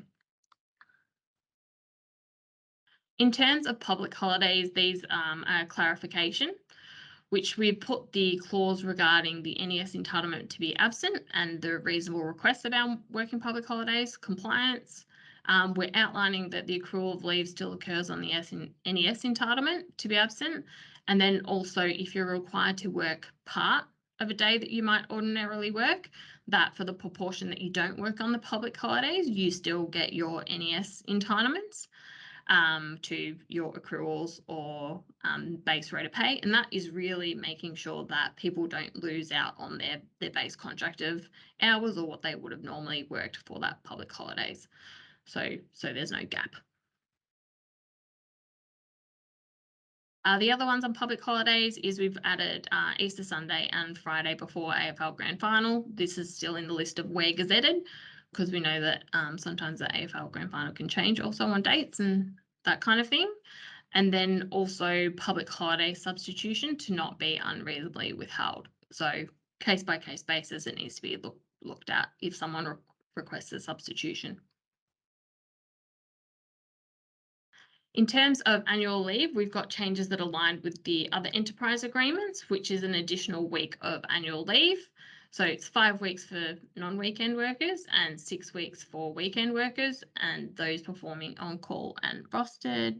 I'll just come back to that question in a second. The date of effect is the 7th of July 2022. So that's one that has a back pay accrual element. And then we have clarified with the department that the leave loading is payable on the 5th week. So currently our view is that it's payable on the 4th week. That will extend to the 5th week under the new enterprise agreement. And then also we have an alignment of the process around high demand holiday periods, which is a process most people will be aware of, but you basically have to outline to employees what the process is for those high demand holiday periods, which are usually school holidays and Christmas, New Year's. I think that question there is about the lead April allowance, so we might leave that till later as well. So then another change here for annual leave is currently it talks about once annual leave is approved, it won't be revoked at all. So we've had some additional flexibility for employers in there, but also employees. By mutual agreement, it can basically be revoked. But if the employer can't unreasonably refuse a request by an employee to revoke the granting of leave. So the unreasonable request doesn't require for the employer. It's more about when the employee requests it. There's no way that you can automatically bring an employee back. It's only by mutual agreement. Cashing out of annual leave, just a slight change there is that the employer will not unreasonably refuse a request to cash out annual leave. So again, if you have an automatic policy that says we just don't cash that out, it really needs to be considered on a case-by-case basis.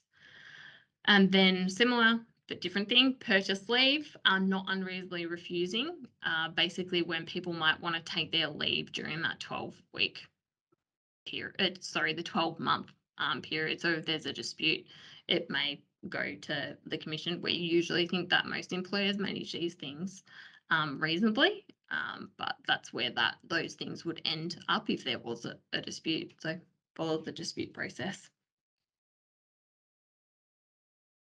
In terms of personal carers leave, this is just some small clarification, making sure that the gap between employment can't extend beyond the allowable period of absence when you move from one employer to the next. And then also making sure that you don't exclude anyone from the benefit of being able to transfer their leave from employers when they change from full-time to part-time and they terminate, move to a different employer, but they stay with you as a casual. They can still transfer their service to the other employer for the purposes of personal carers leave. So similar to other agreements, that change is. The one that is unique to allied health professionals, and it was just specific to one employer where VHIA thought that a particular employer had a process in place that was questioning employees a lot around why they were taking the leave, which they thought was making a process to make sure like people weren't taking their leave. So what we have done is we've added a provision there that employers won't adopt systems or practices that are intended to discourage the legitimate use of personal leave by employees, such as unreasonably questioning employees about their use of personal carers leave. So it's not about any questioning, because there are going to be some circumstances where you might question when people are taking the leave. There might be particular patterns, etc. But just making sure that it's not unreasonable questioning is that change. In terms of casual employment responsibilities, we've just increased the current amount from 2 days to 3 days per occasion. So it's still unpaid, just the days for caring responsibilities in accordance with the existing clauses increased by 1 day. For fitness for work, so the Allied Health Professionals agreement is different to other agreements. So most of the changes we do have here, we had tried to get, I guess, what you would call a standard clause for fitness for work across. So we've made some improvement, but it's not totally there yet. But just clarification that concerns regarding employees' fitness for work must be subject of a reasonable belief. That a representative has a right to represent the employee at a meeting related to fitness for work, so they can talk on behalf of them. They're not just a support person. That the employer may request the consent to obtain a report through the actual employee to their treating practitioner. So it's a request for the employer to the employee, not the employer going directly to the treating practitioner. And just clarifying that you as an employer must only seek information, I guess, regarding the capacity to work, and you won't request confidential medical information. And clarification that it doesn't apply to active work cover claims. The next slide is really on something that is specific to allied health professionals, and that's around the IME. So where an employee has a concern about impartiality of a proposed IME, that within 3 business days, they have to provide a reasoning for the concerns. And then also they could provide alternatives, up to 3, for considerations for employers. So then what the employer has to do is has to reasonably look at those, and then they would make a decision. And then you would need to notify the employee of what that decision is, including the reasons of that decision. And that really mustn't unreasonably refuse to agree to send the employee to one of the alternative IMEs that are proposed instead of the IME that the employer proposes. Jason? Yeah, thanks, Emma. Were there any conversations about cost here? When I've had a set of circumstances in another organisation I worked for where I had an arrangement with an IME provider, so I was able to get some, decent pricing on the principle of repeat business. And I'm just concerned here that we may end up having an unreasonable impost in terms of cost. We didn't have any further discussions around the cost of sending them to an alternative one. No, the existing agreement does already talk about costs will be borne by the employer, though. So that it would still apply to the secondary IME. I have no issue with the costs obviously being borne by the employer. It's whether the cost would unreasonably increase. A different one. Yeah. Okay. Yeah. So then moving on to the next one, family violence. This is just a clarification that recovering from family violence might also include allowing for bruising to heal. And then in terms of compassionate leave, we've amended it to include stillbirth and miscarriage as a permissible occasion, which is the requirements of the NES. But we have increased the unpaid compassionate leave for casuals to 4 days. It's currently 2. But the 4 days really aligns with how the full-time, part-time provision works. It's just still remains unpaid. So it's not paid, it remains unpaid. In terms of parental leave, we have alignments with the other agreements. So we've got the increase from 10 to 14 weeks, and we have closed the issue regarding the disputes that must be paid at the time of birth or placement of the child. So it's the primary carer who's taking that leave at that time. And then the non-primary carer leave is increased from 1 to 2 weeks. So there is a backdated date of effect on that to the 7th of July 2022. The eligibility has also decreased from 12 months to 6 months for permanent employees, aligned with the other agreements. We've also inserted the provisions around hospitalised children, stillbirths and flexible unpaid parental leaves, which is NES compliance. There is just some slight drafting in how it's drafted in the Allied Health Professionals agreement due to some advice that we got that VHIA was wanted us to resolve, so we resolved that through the lawyers. So there is some slight differences in drafting, but it's the same entitlement. In terms of what's unique to allied health professionals, we've got a clear clause about what the payment is based on, which is in accordance with the base wage, apart from the qualifications allowance. For a full-timer, it's going to be 38 hours. For a part-timer, it's your contracted hours, or if you fluctuate, and this excludes a permanent variation, but if it fluctuates, then you do your average of the preceding 12 months, or at the time, whichever is the greatest, and also for a casual, you do an averaging over the preceding time period as well. But there is a provision in there about how you work out the value of the week for the employee's hours if they're impacted by the pregnancy. So say, for example, someone had reduced their hours as a result of their pregnancy coming up, you would not take that into account. You would do it based on the pre-reduction hours. We don't think that happens often. Most people would have personal leave during that time, but if they don't and they have to reduce those hours. But also just to make sure people know it's not just related to an illness or injury, it could be related to caring responsibilities as well. And it can be the partner, not just the person that is pregnant. There's also another one specific there in terms of ionizing radiation. So generally, we believe employers, I guess, have processes already in place. There are also some safety that's already prescribed by standards, but it's really about the process where basically the exposure is below the safe limits, but the employee still has some apprehensions about being pregnant and being exposed to that lower level, that there's really meant to be some engagement with the managers and considering of reassignment or other duties, really to mitigate that exposure.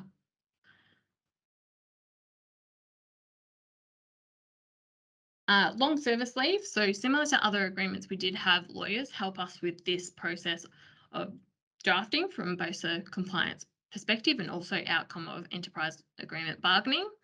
So what we have discovered in terms of the first point there is that for casuals, that dental technicians and dental procedures casuals, they actually have an entitlement in accordance with the Health and Allied Award, which is similar to the Allied Health Professionals pre-modern award. I think with the exception of long service leave for casuals being in accordance with the Long Service Leave Act, it's actually in accordance with the enterprise agreement. So we've had to make that change for casual dental technicians and dental procedures, which then also results in the new definition of pay for these casual employees, which is essentially in accordance with the state-based act. In terms of pro rata access to long service leave at 7 years, there's basically a transition. So the most recent one will be 8 years as at the 1st of July. That's probably what's going to be in effect when the agreement commences operation. But yeah, this still applies prospectively when the agreement commences operation. But it will be 8 years access when that happens. In terms of more alignment with other agreements, we've got periods of unpaid parental leave, unpaid leave on account of illness or injury, and the first 52 weeks of other types of unpaid leave to count as service for the purposes of long service leave. So the date of effect is the 7th of July. 2022, or for unpaid parental leave 1st of November 2018, where the application is made. So similar to nurses, there's a process whereby they can apply for an earlier date of recognition. Then we've also made other amendments to provide a more comprehensive and consistent long service leave entitlements, which clearly outlines casual entitlements. One that is unique to allied health professionals is that long service leave may be taken in periods of 1 day where administratively possible. So that applies to all. The next one is, and this aligns with your mental health allied health professionals, is that there's also now a definition of continuous casual employment where that counts as service. So that's going to apply to a casual dental technician or dental procedures, but it will also apply to your full-time or part-timers that also do have continuous casual employment. So that's similar to allied health, so the allied health professional mental health, and really relies primarily on the same observations of the State Act. Apart from the engagement between shifts, it's 12 weeks or the allowable period of absence, whichever is the greater. So that's that difference when you compare it to the Act. And the other one amends with the other public sector agreements where the Allied Health Professionals Agreement took a slightly different approach. So currently, if you're full-time or part-time and you transfer service but remain as a casual at your current employer, you technically reset at 0, whereas under the new agreement, you no longer reset as 0 for your casual.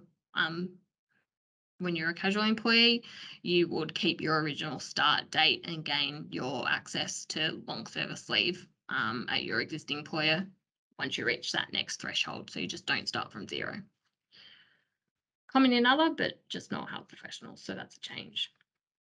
In terms of another one unique to allied health professionals, and this relates to another issue with compliance. So the classifications that are listed on the screen, so art therapists, exercise physiologists, play therapists / child life therapists, mechanical officers or radiation engineers, they do not have a pre-modern award entitlement. So we went back to the pre-modern awards and they're not listed in there. So there is a slight difference in a number of provisions, some of which we have amended the agreement, and this is one, and some of which we haven't. So they're just going to be additional compliance notes. And we will do guides on all of this stuff, or a podcast at least. But in terms of when leave can be taken, it's granted within 6 months from the date of the entitlement or postponed to mutually agreeable dates, or if agreement can be not be reached. So it's only when you don't reach agreement that the professionals with no pre-modern award entitlement can be refused on reasonable business grounds, whereas for all other employees, the date is going to be determined through the commission. Again, relating to that same issue regarding compliance, it's just to make sure employers know that the list, I won't repeat the list because it's on screen, but the list of non-pre-bond award entitlements that you don't have to pay out at the 7-year entitlement. They can transfer that service in accordance with the existing arrangements. So for all other employees, that is still at 8 years service. So there's really just a gap of 1 because they will end up realigning next year in July. And then for the rest, so for the casuals that are not dental technicians or dental procedures, we've put the more comprehensive clause around casual long service leave entitlement, which essentially aligns with the Long Service Leave Act 2018. And then these are just some of the compliance note, is just for those people that don't have a pre-modern award entitlement to long service leave, that until July 2023, if they do terminate and they choose not to transfer their service at 7 years, they are still entitled to long service leave, but it is at 1/60th. So that is the lower rate of accrual. So it's 0.866 for that service. It's not 1.733. Again, for a transitional period, and that long service leave doesn't actually include public holidays occurring during it. So it's actually exclusive, not inclusive. So they're just some of the compliance notes that we'll put in our podcast or an additional guide for that, but there will be extra work on that. Then the other one is just a range of clauses where there are similarities or they align with other agreements. So we've got the voluntary emergency management leave, which is up to 2 weeks paid leave to engage in those activities. Then we've got the defence leave. So we've got the top up like jury service for defence reservists. And then we've got the special disaster leave, which is up to 3 days per calendar year where an employee without leave is unable to attend due to those disasters. When I say can't access leave, they can't access personal carers leave. And then there's also a gender transition leave clause, which is like the mental health agreement, and then the medical scientist, which essentially comes from the public service, where they're provided with up to 20 days paid leave for essential and necessary gender affirmation procedures. They can have up to 48 weeks of unpaid leave. So are there any questions on that section? Whilst people are considering that, just noting the 2 questions that we did have from Brendan and from Philip. And in terms of Brendan's question about whether the lead apron allowance is applicable to overtime and recall work or just applying to ordinary hours. So it's on the basis of per shift, and the quantum is per shift. So it is confined to ordinary hours, the same as the nurses. There'll be more material from us on that. And with regards to Philip's question there, I'll just make the comment. It was certainly the case when this was developed in the context of nurses that it was probably primarily directed towards people who probably would be receiving it per shift. And you've given some examples with respect to that, but without requiring, because it's per shift, it doesn't require a calculation as to how much time in a particular shift a person has utilised. So they either get it or they don't based on whether they're wearing it, how long they're wearing it in a particular shift doesn't come into it. That still has, as you say, some challenges in terms of setting up the systems to record and implement that. That's true. But hopefully some of the work that's been done with regards to those other occupational groups that are applying that same principle will be helpful. Are there any questions for Emma before we move to the next section?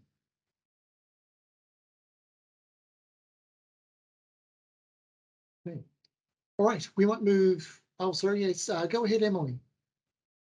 Hi, thank you. I just wanted to ask about the no 10-hour break for casuals.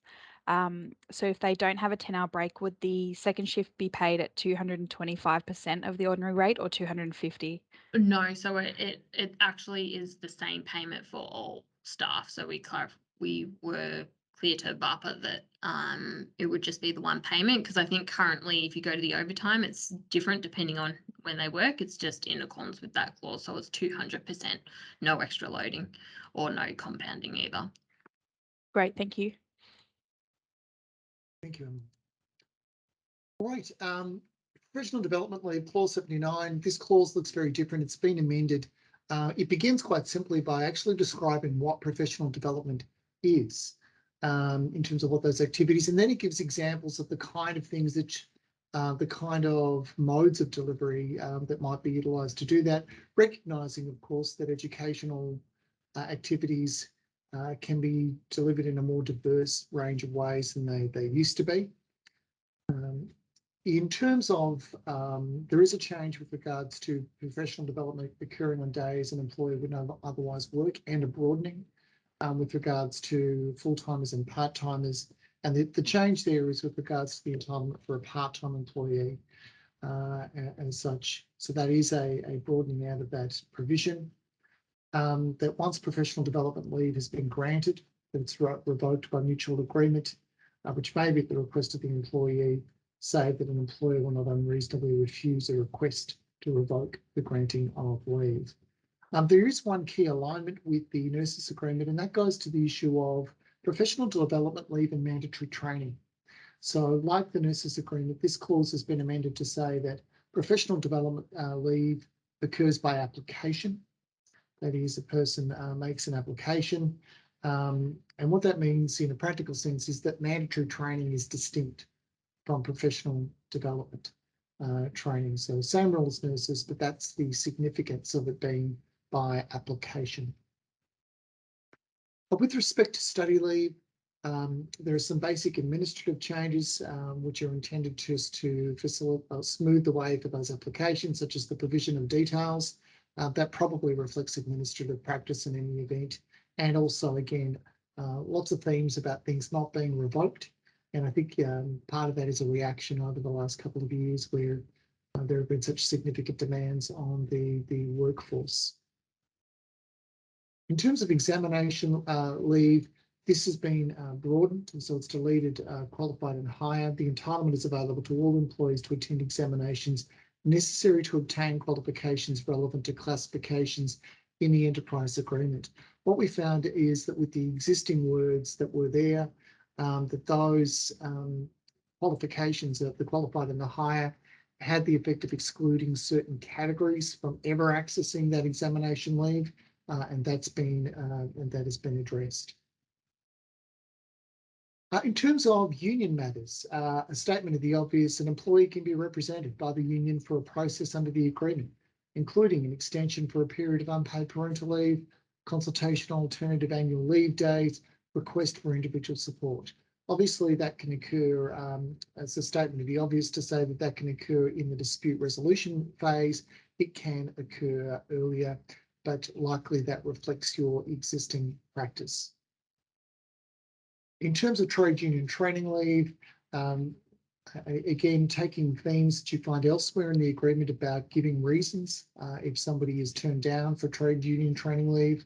We see that in other terms under this agreement, and also if it's to be revoked, just provisions with regards to the revocation of the granting of leave.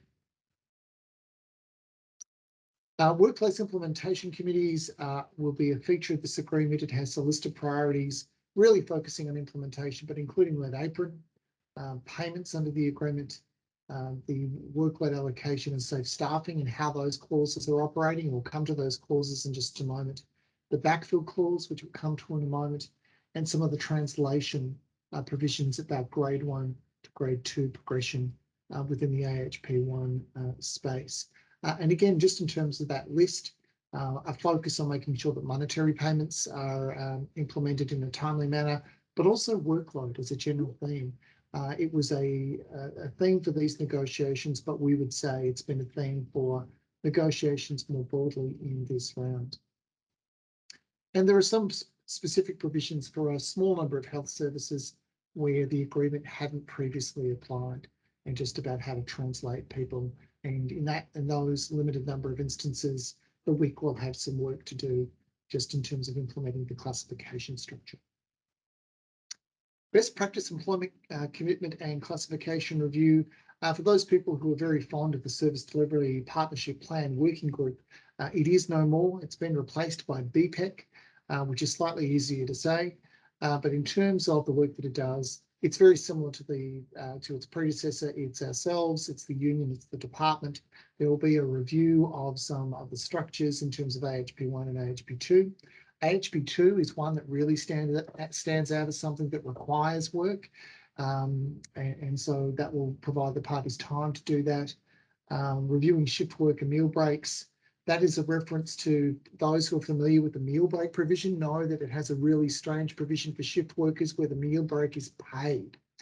And one of the issues about that is, well, how do we get it to a more orthodox arrangement without penalising people and having them go backwards? We're going to do some work in that BPEC space with a view to seeing if we can make find a way to get it to a more orthodox setting. We're going to have a look at the issue of contractors, and we'll explain that in just a moment, and discuss arrangements for building increased relief staff size. How do we build capacity within the sector in terms of relief? Relief staff being a critical component in terms of how do we maintain supply of services? How do we also manage workloads? In terms of that AHP2 classification, those will be key components, the CDW, social worker, youth worker and welfare worker. There is just a pause there with regards to social workers.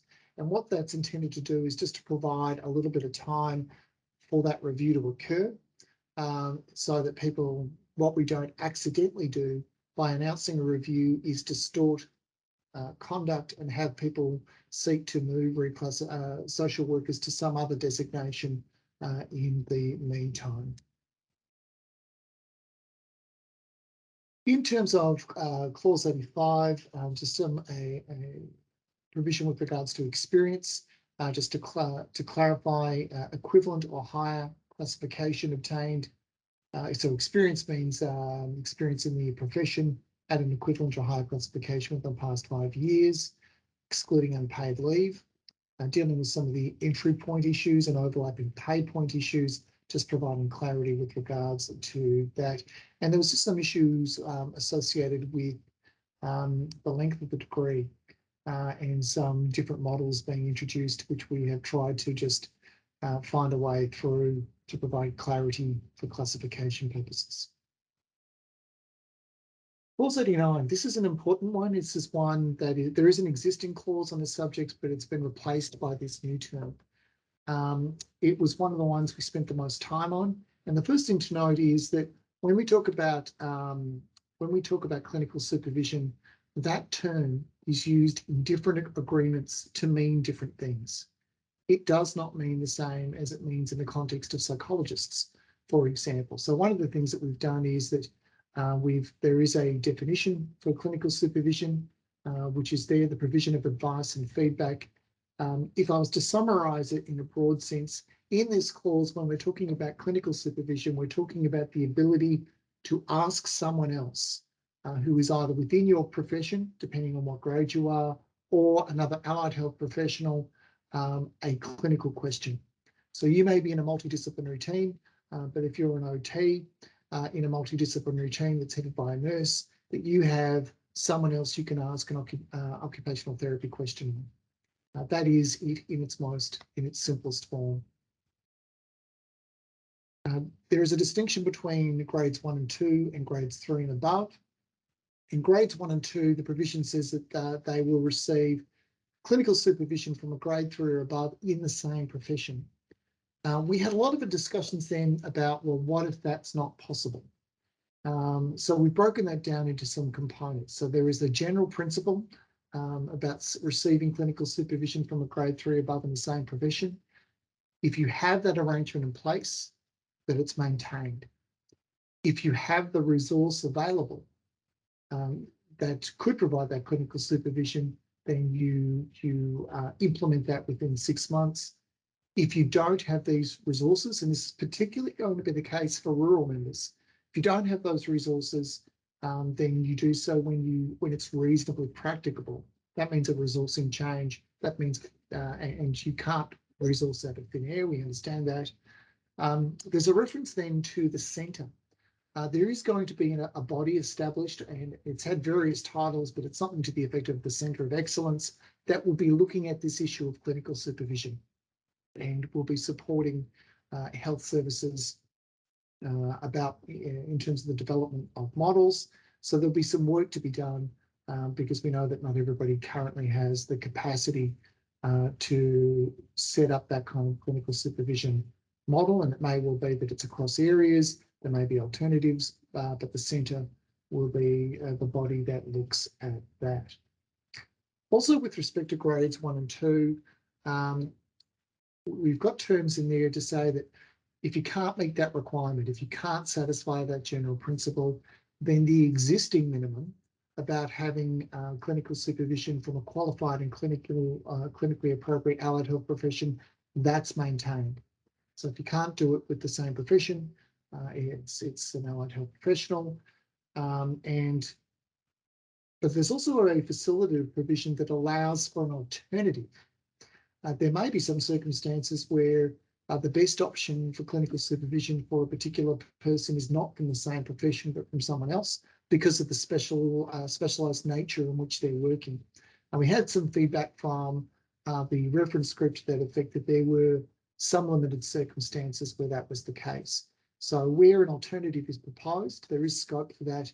It requires notification, it requires discussion with a view to reaching agreement, and there is a process for the resolution of disputes in the event that agreement can't be reached.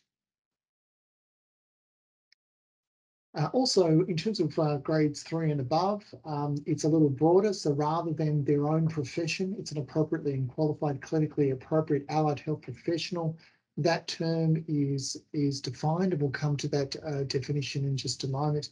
But it's not just the people under this agreement, but it picks up a psychologist or a dietitian and so on. For a grade 4, it can be an allied health professional or a doctor as such. With respect to small employers, there is an exception, effectively that people will comply with those requirements for those levels where that is practicable, recognising there are some limitations or challenges in that respect. And finally, with regards to Clause 89, there are provisions with regards to directors and deputy directors of allied health as such, and probably a significant concern on the part of the union that those roles, once established, might vanish as such. So the two components, really one of which is to say that if you have it, you keep it. And if you are funded, because there are some EFT allocations, if you are funded for one, that you establish and maintain it as such. So if you do receive an allocation.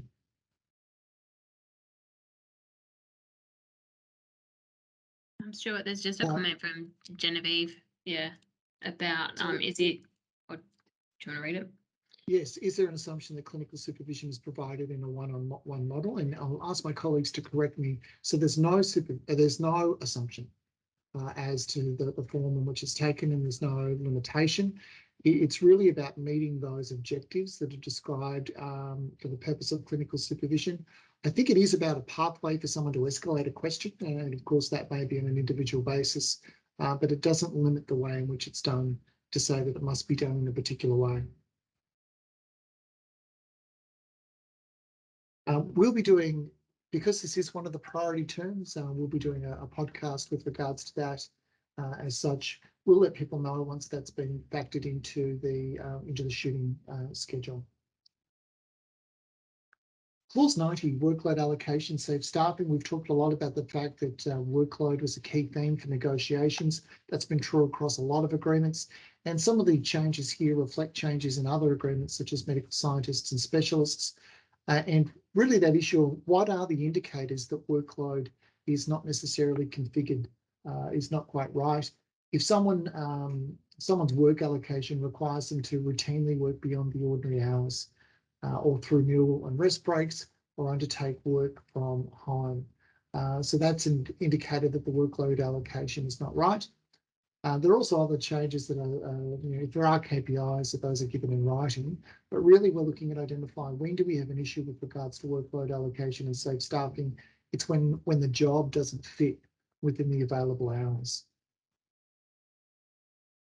There's a requirement for consultation, and I think that's really underpinning a point that's been a theme for these negotiations, that workload is something that is not just, that doesn't manage itself.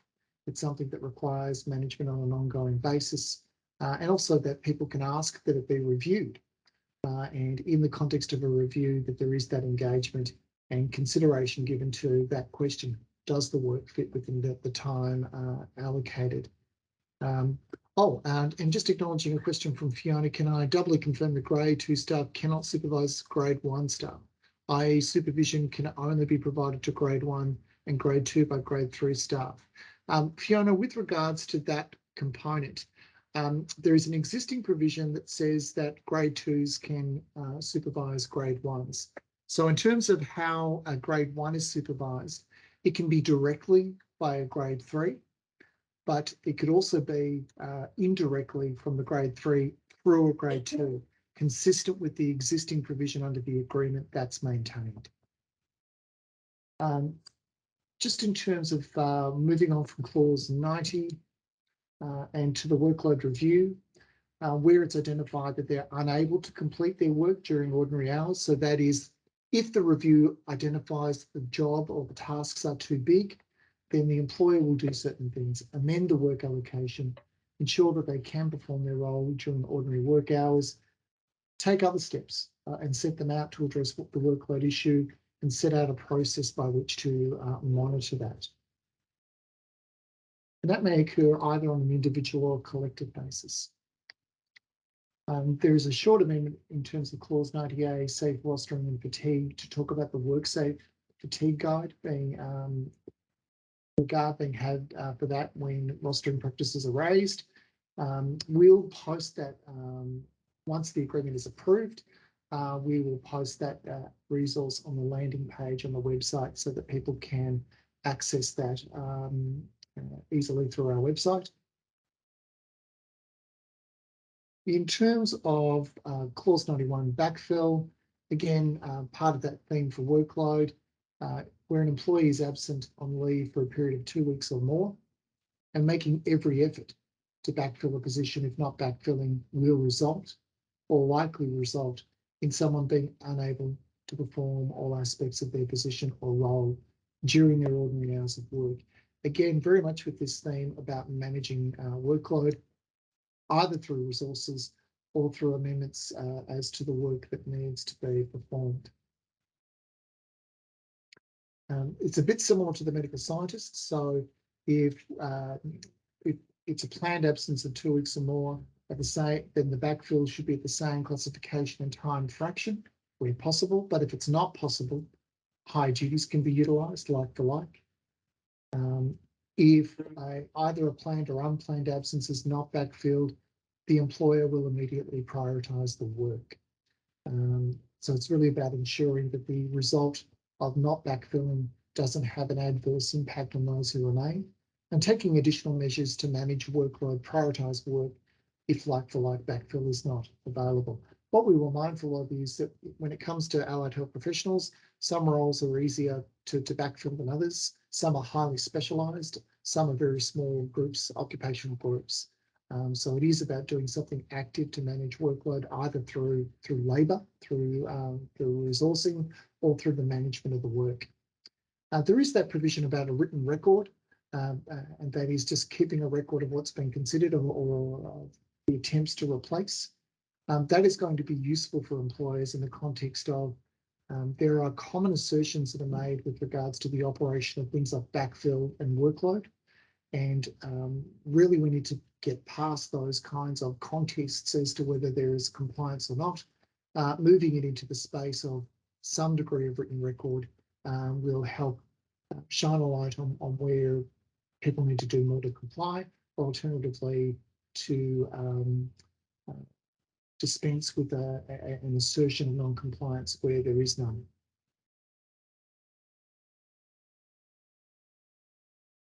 And if someone is unable to backfill in accordance with that clause on a regular basis, then there is a consultation process and taking steps. And also there'll be a process through the WIC and the BPEC in terms of considering that issue of relief staff. So more work will be done during the life of the agreement about how do we build up a pool of available labour in order to support effective backfill. And again, acknowledging that with an agreement like this, where the range of occupations are so diverse in terms of, if nothing else, in terms of size, that there are different challenges that come up because of that diversity.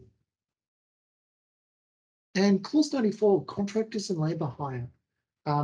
This is an interesting one in that there was a claim really to the effect of requiring that if there was contract labour brought in, that they would have to be paid at least the same rate as the agreement. One of the issues around that is that generally speaking, employers under this agreement, if they need to get labour hire or contractors, the employer is paying a premium. That is, there's no incentive to prefer contractors or labour hire over employees. We would prefer employees. But we do acknowledge, and where we did have a shared interest is saying we prefer secure employment. That's better for our members, and it's the union's preference as well. I think what we'll do is we'll do a survey during the life of the agreement through BPEC, just to understand what is happening in this space. Because one of the things that became apparent in our discussions is whilst there were strong views about contractors and labour hire, there wasn't really a clear picture as such. And it also, that term does include consideration that if you're seeking to do that in a more permanent way, or that there are circumstances where consultation would be required. But our understanding of the use of contractors and labour hire for employees under this agreement, it's generally an option of last resort. and is not preferred over employment. But we are seeking to get a better picture with regards to that, and that might help contribute to that work about how do we build up a more complete relief pool for this group. All right, I'll pause at this point and just check in and see if there are any questions on that part. There will be more work for us from us, particularly on those workload clauses and on the clinical supervision clauses, and we'll let people know once those have been scheduled. All right, moving on to the next section, handing over to Bree to take us through this part before Emma takes us through to the appendices at the end. Over to you, Bree. Thank you, Stuart. So just a few clauses at the back end. The first one is working from home. So this one is unique to allied health professionals, and it just states that employers are to maintain a working from home policy that provides employees with a genuine opportunity to work from home where it is reasonable in the circumstances. And it does list a few points to have regard to, including OH&S considerations, any current government directives or recommendations, so specifically in the context of a work from home directive during the pandemic, and also service delivery requirements. An employee is entitled to make a request to work from home in accordance with the employer's policy. So we do note that the procedural or administrative elements are not dictated by the agreement. So when to apply, the time frame to respond, it's really just providing a framework about that genuine opportunity to work from home, and the application is in accordance with the employer's policy, whatever that may be. And through these discussions, we do understand that the vast majority of professions are unable to work from home, but for those where OH&S and service delivery requirements do allow for a role or elements of a role to be performed from home, then the policy will provide that genuine opportunity to do so. Clause 96, flexible work arrangements, slight amendments around just clarifying that the dispute resolution procedure applies to refusals on reasonable business grounds, and that was already the case, so it's just clear in the clause. And there's also an improved process to end flexible working arrangements. So where an employee wishes to end a flexible work arrangement in a manner other than as provided in the flexible work arrangement itself, such as, where there's a time that it's going to end.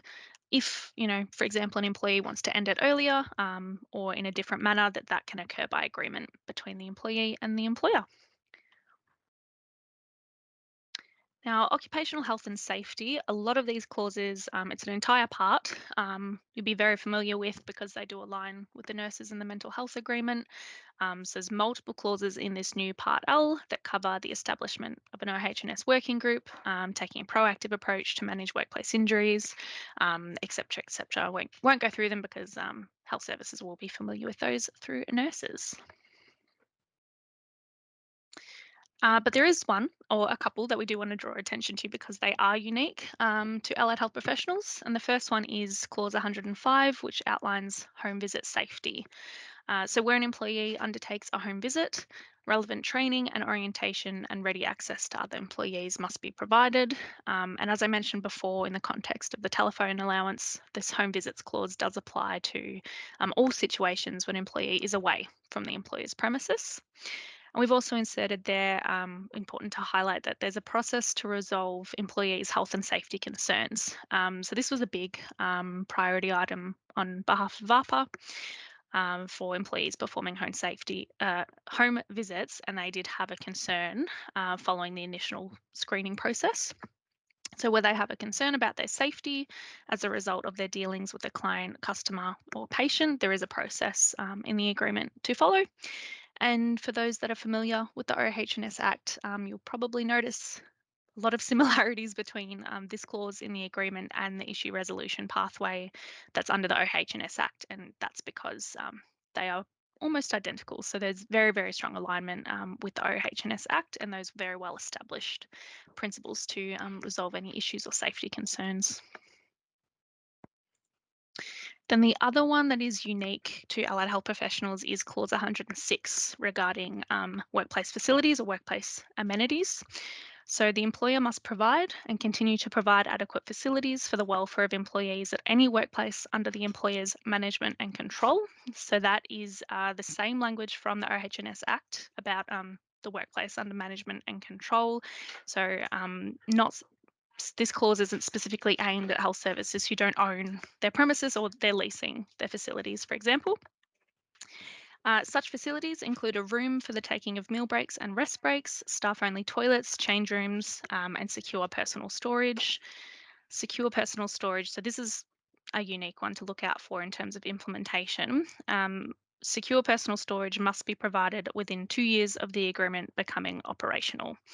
And this storage needs to be suitable to the circumstances. So there was a lot of discussion around the different areas where allied health professionals would work. So, for example, something like a portable desktop lockable storage may not be practicable for employees who work in an emergency department, for example, because they might not have desks. So it needs to be secure storage that is suitable to each individual employee's circumstances, which doesn't necessarily mean, you know, floor to ceiling lockers, as long as it's secure and it's reasonable.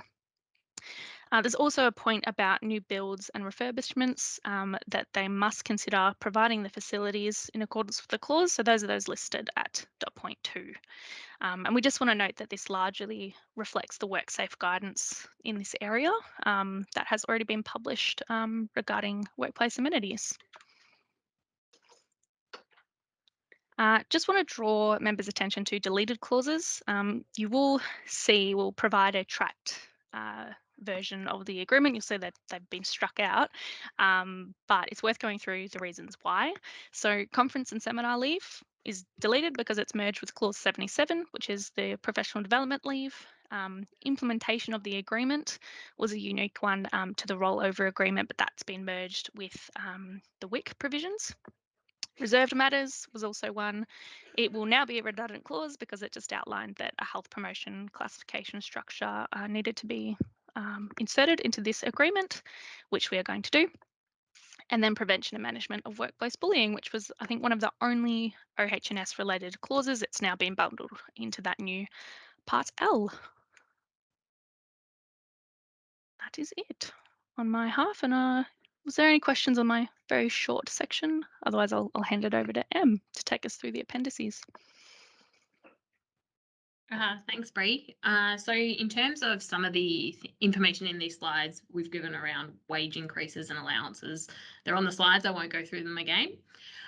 But in terms of also, just to let people know, we've already started doing, and we have done a baseline salary circular, which we've given a number, 821, but we're just finalising the process of additional implementation guides. So in that we will have an Appendix 4 implementation guide that will cover some questions that we might have and the progression and a lot of information in here, as well as an allowance guide, including the apron allowance as well. So in terms of things that we haven't covered yet, we've got the removing of the grade 1 year 1 pay point. So what will happen is the existing grade 1 year 1s will move to the grade 1 year 2, and that will be renamed to the new grade 1 year 1, and as a result all of the other increments will rename.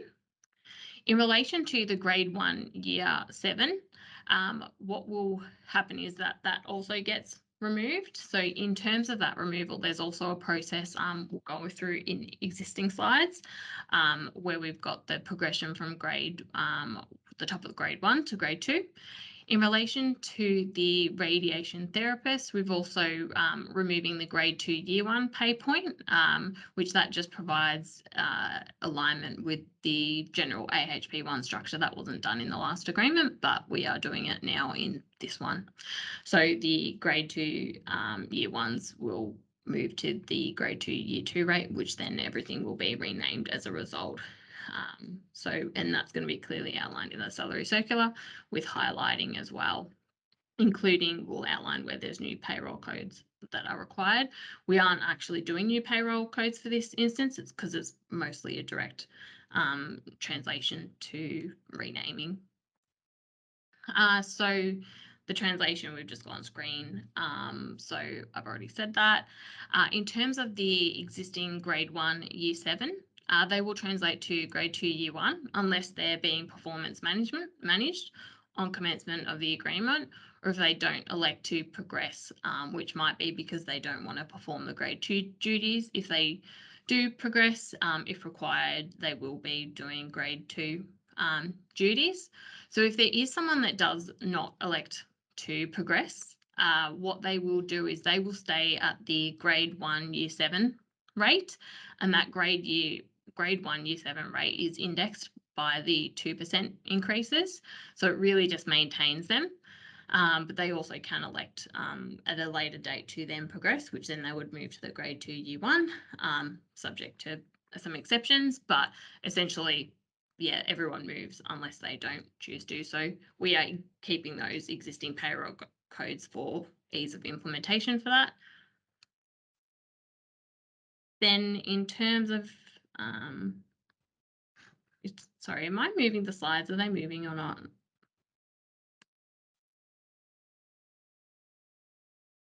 I think it wasn't synced properly. Sorry, everybody. So in terms of then the dental procedures, they actually are now becoming an AHP 1 on commencement of the agreement. So prior to that, they will still receive the AHP 2 increases, but on commencement of the agreement, there will be a process of transitioning. So the year 1 will translate to the new grade 1 year 4 in the new structure, and then years 2 and year 3 will translate to grade 1 year 5. And then you again will have a similar process about where you will either transition to grade 2 year 1, or you will stay at the top of the grade 1 scale. So if you've had more than 12 months, then you would go to grade 2, unless there's performance management, etc. And again, you might elect to not progress, in which case, in this instance, they would stay at the grade 1 year 5 rate, which is new for them, which is slightly different to the existing grade 1 year 7s for the general profession.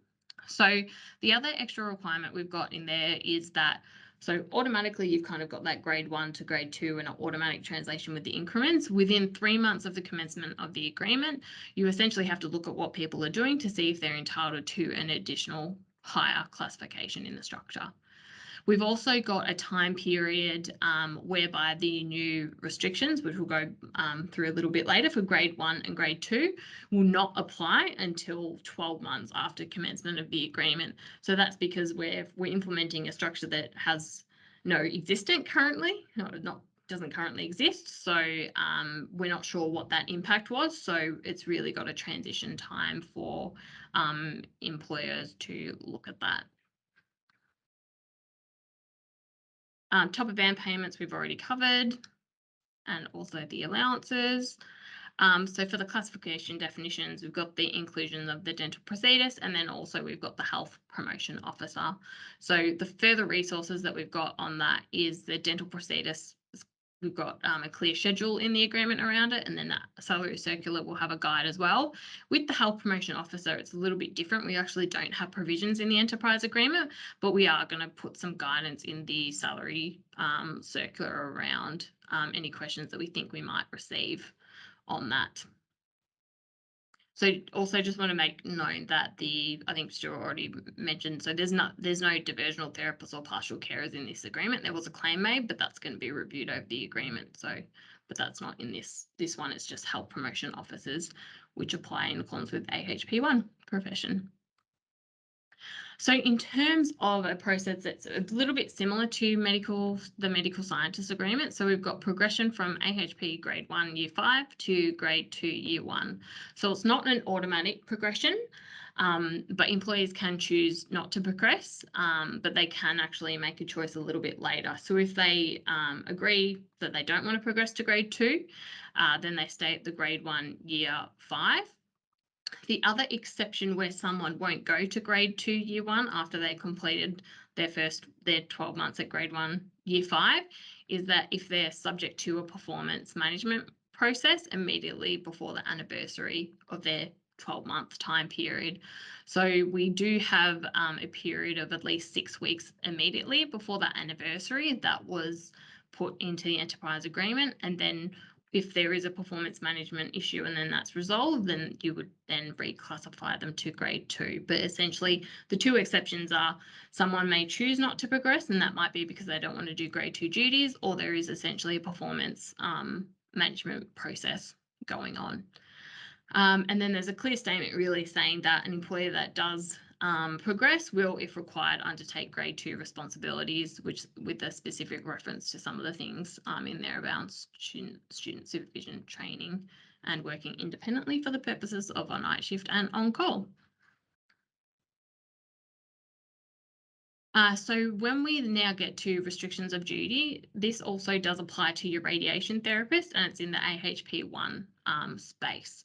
So a grade 1 employee can't supervise students, train students, work shifts that would attract a night shift allowance and or be on call. So we do have a definition in the agreement about train or training, which is generally understood to be the process of imparting practical professional knowledge. So in terms of impact, we just put a note there that it's probably going to be partially offset from the grade 1s to the grade 2 progression, but our understanding is that most of the impact might be in the medical imaging space where on-call and night duty is done, in comparison to the professions where less of that work is done for like your on-call and night shift. In terms of then when we get to grade 2, we've got that the grade 2 employees cannot teach students.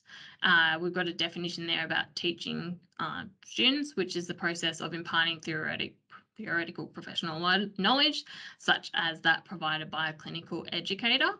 So we've just got the comment there that it's not usual to put restrictions like that, such as training or teaching, in there, but if you do go to the current structure, it is actually mentioned teaching at the grade 3 level. So where you might see an impact is if you don't have clinical educators that are doing that job, and it's part of a grade 2, that they would then be upgraded to a grade 3 classification for teaching, but also you can't provide it on an ad hoc basis. So these exclusions mean that if you do it once, or you're requiring them to do it once, they're actually at that new classification. Higher duties doesn't apply. So that's just important for people to factor in when they're looking at their structures. So then in terms of other changes in Appendix 4, we've just put in terms of like I guess it's an example that where you've got normally have at least X years of experience, we're making sure that employers are clear that that's not an actual threshold to get to that level. It's just an example of it's really about doing the actual duties in the relevant descriptors. Then we've also removed some reference to qualifications for medical imaging technologists, nuclear medicine technologists, radiation therapists, and sonographers. And that's really just around there's an association, and there's obviously already the board that outlines what those requirements are. There's also been some amendments to the radiation therapist grade 2. There were just some slight tweaking in wording to better align that to the other allied health professional classifications other than the teaching one.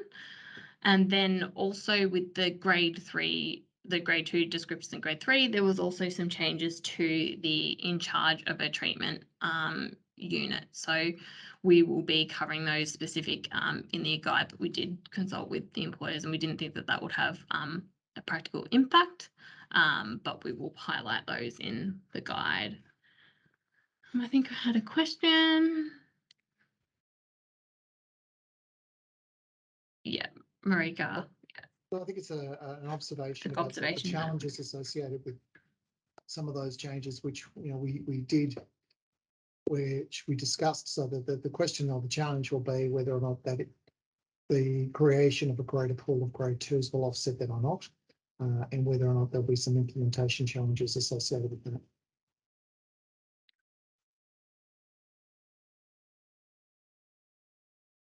Then we also remove the reference to echocardiography in the cardiac technologists, just to remove the double up between it already being referred to for cardiac sonography under the sonography structure. So there might be some employers that just need to review their practice.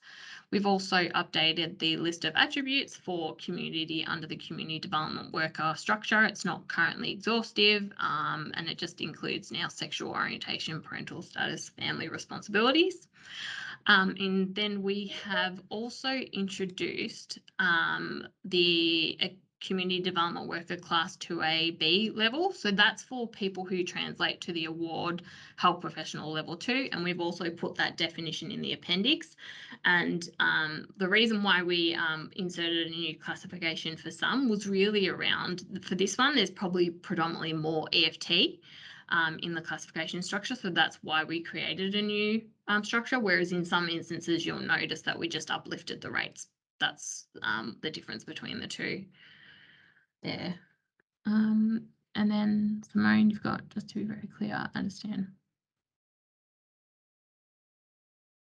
Yeah, so once they reach the grade 1 year 5 and they've been there for 12 months, you still do that process of working out if someone has notified you that they don't want to progress or if they're subject to a performance management structure. So it will apply to ongoing new staff as well.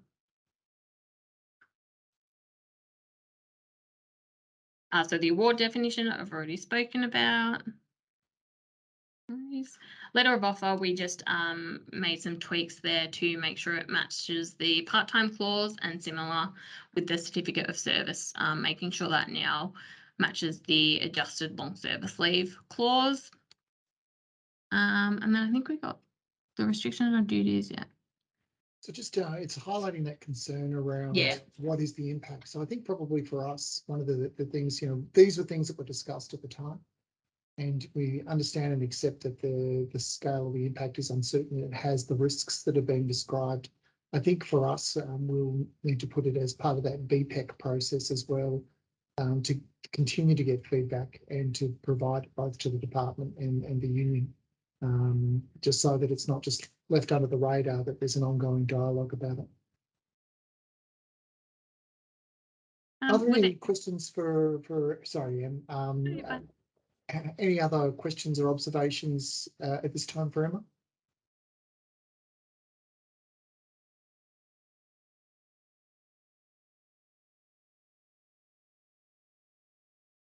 Emma, there's some breaking news. There actually is. While we were in this forum, we have got news that the Allied Health Professionals Agreement has been approved by government. So we can start progressing to ballot. Well, I think the other piece of breaking news is that the medical specialists and doctors in training has also been approved for progression. People who are part of the metro and rural HRIR groups know that we were seeking to step those out. And that's still our intention, although, of course, whilst we've got a date at the end that we can't move, it's taken longer for that government approval to be received. So we'll adjust those timeframes to reflect that. Is that right, Emma? Yeah, originally we wanted to try and get it so members wouldn't have an overlap in terms of action points for different agreements, but we will now have an overlap for distribution, but we're still trying to have a few days in between that distribution.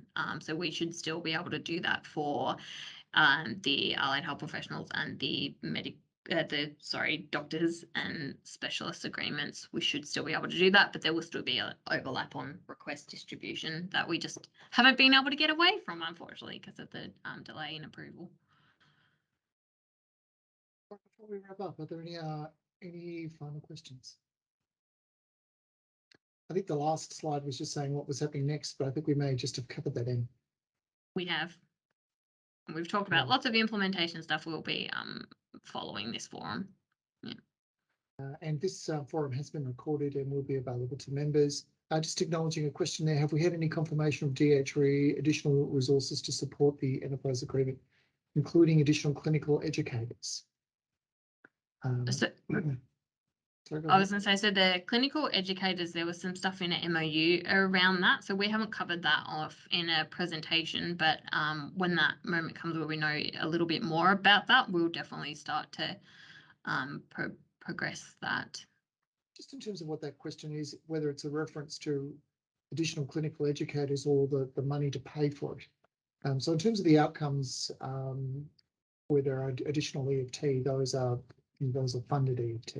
They're not, members aren't expected to fund them themselves. They are funded as an outcome. All right, thank you so much for spending time with us today. We greatly appreciate it, and there's been a lot to get through this morning, but we've appreciated your participation and your questions and your observations and your feedback. That's very helpful for us, but we look forward to continuing to work with you as we proceed to ballot and through to implementation. Thanks very much and have a great day. Thank you, everyone. Thanks, everyone.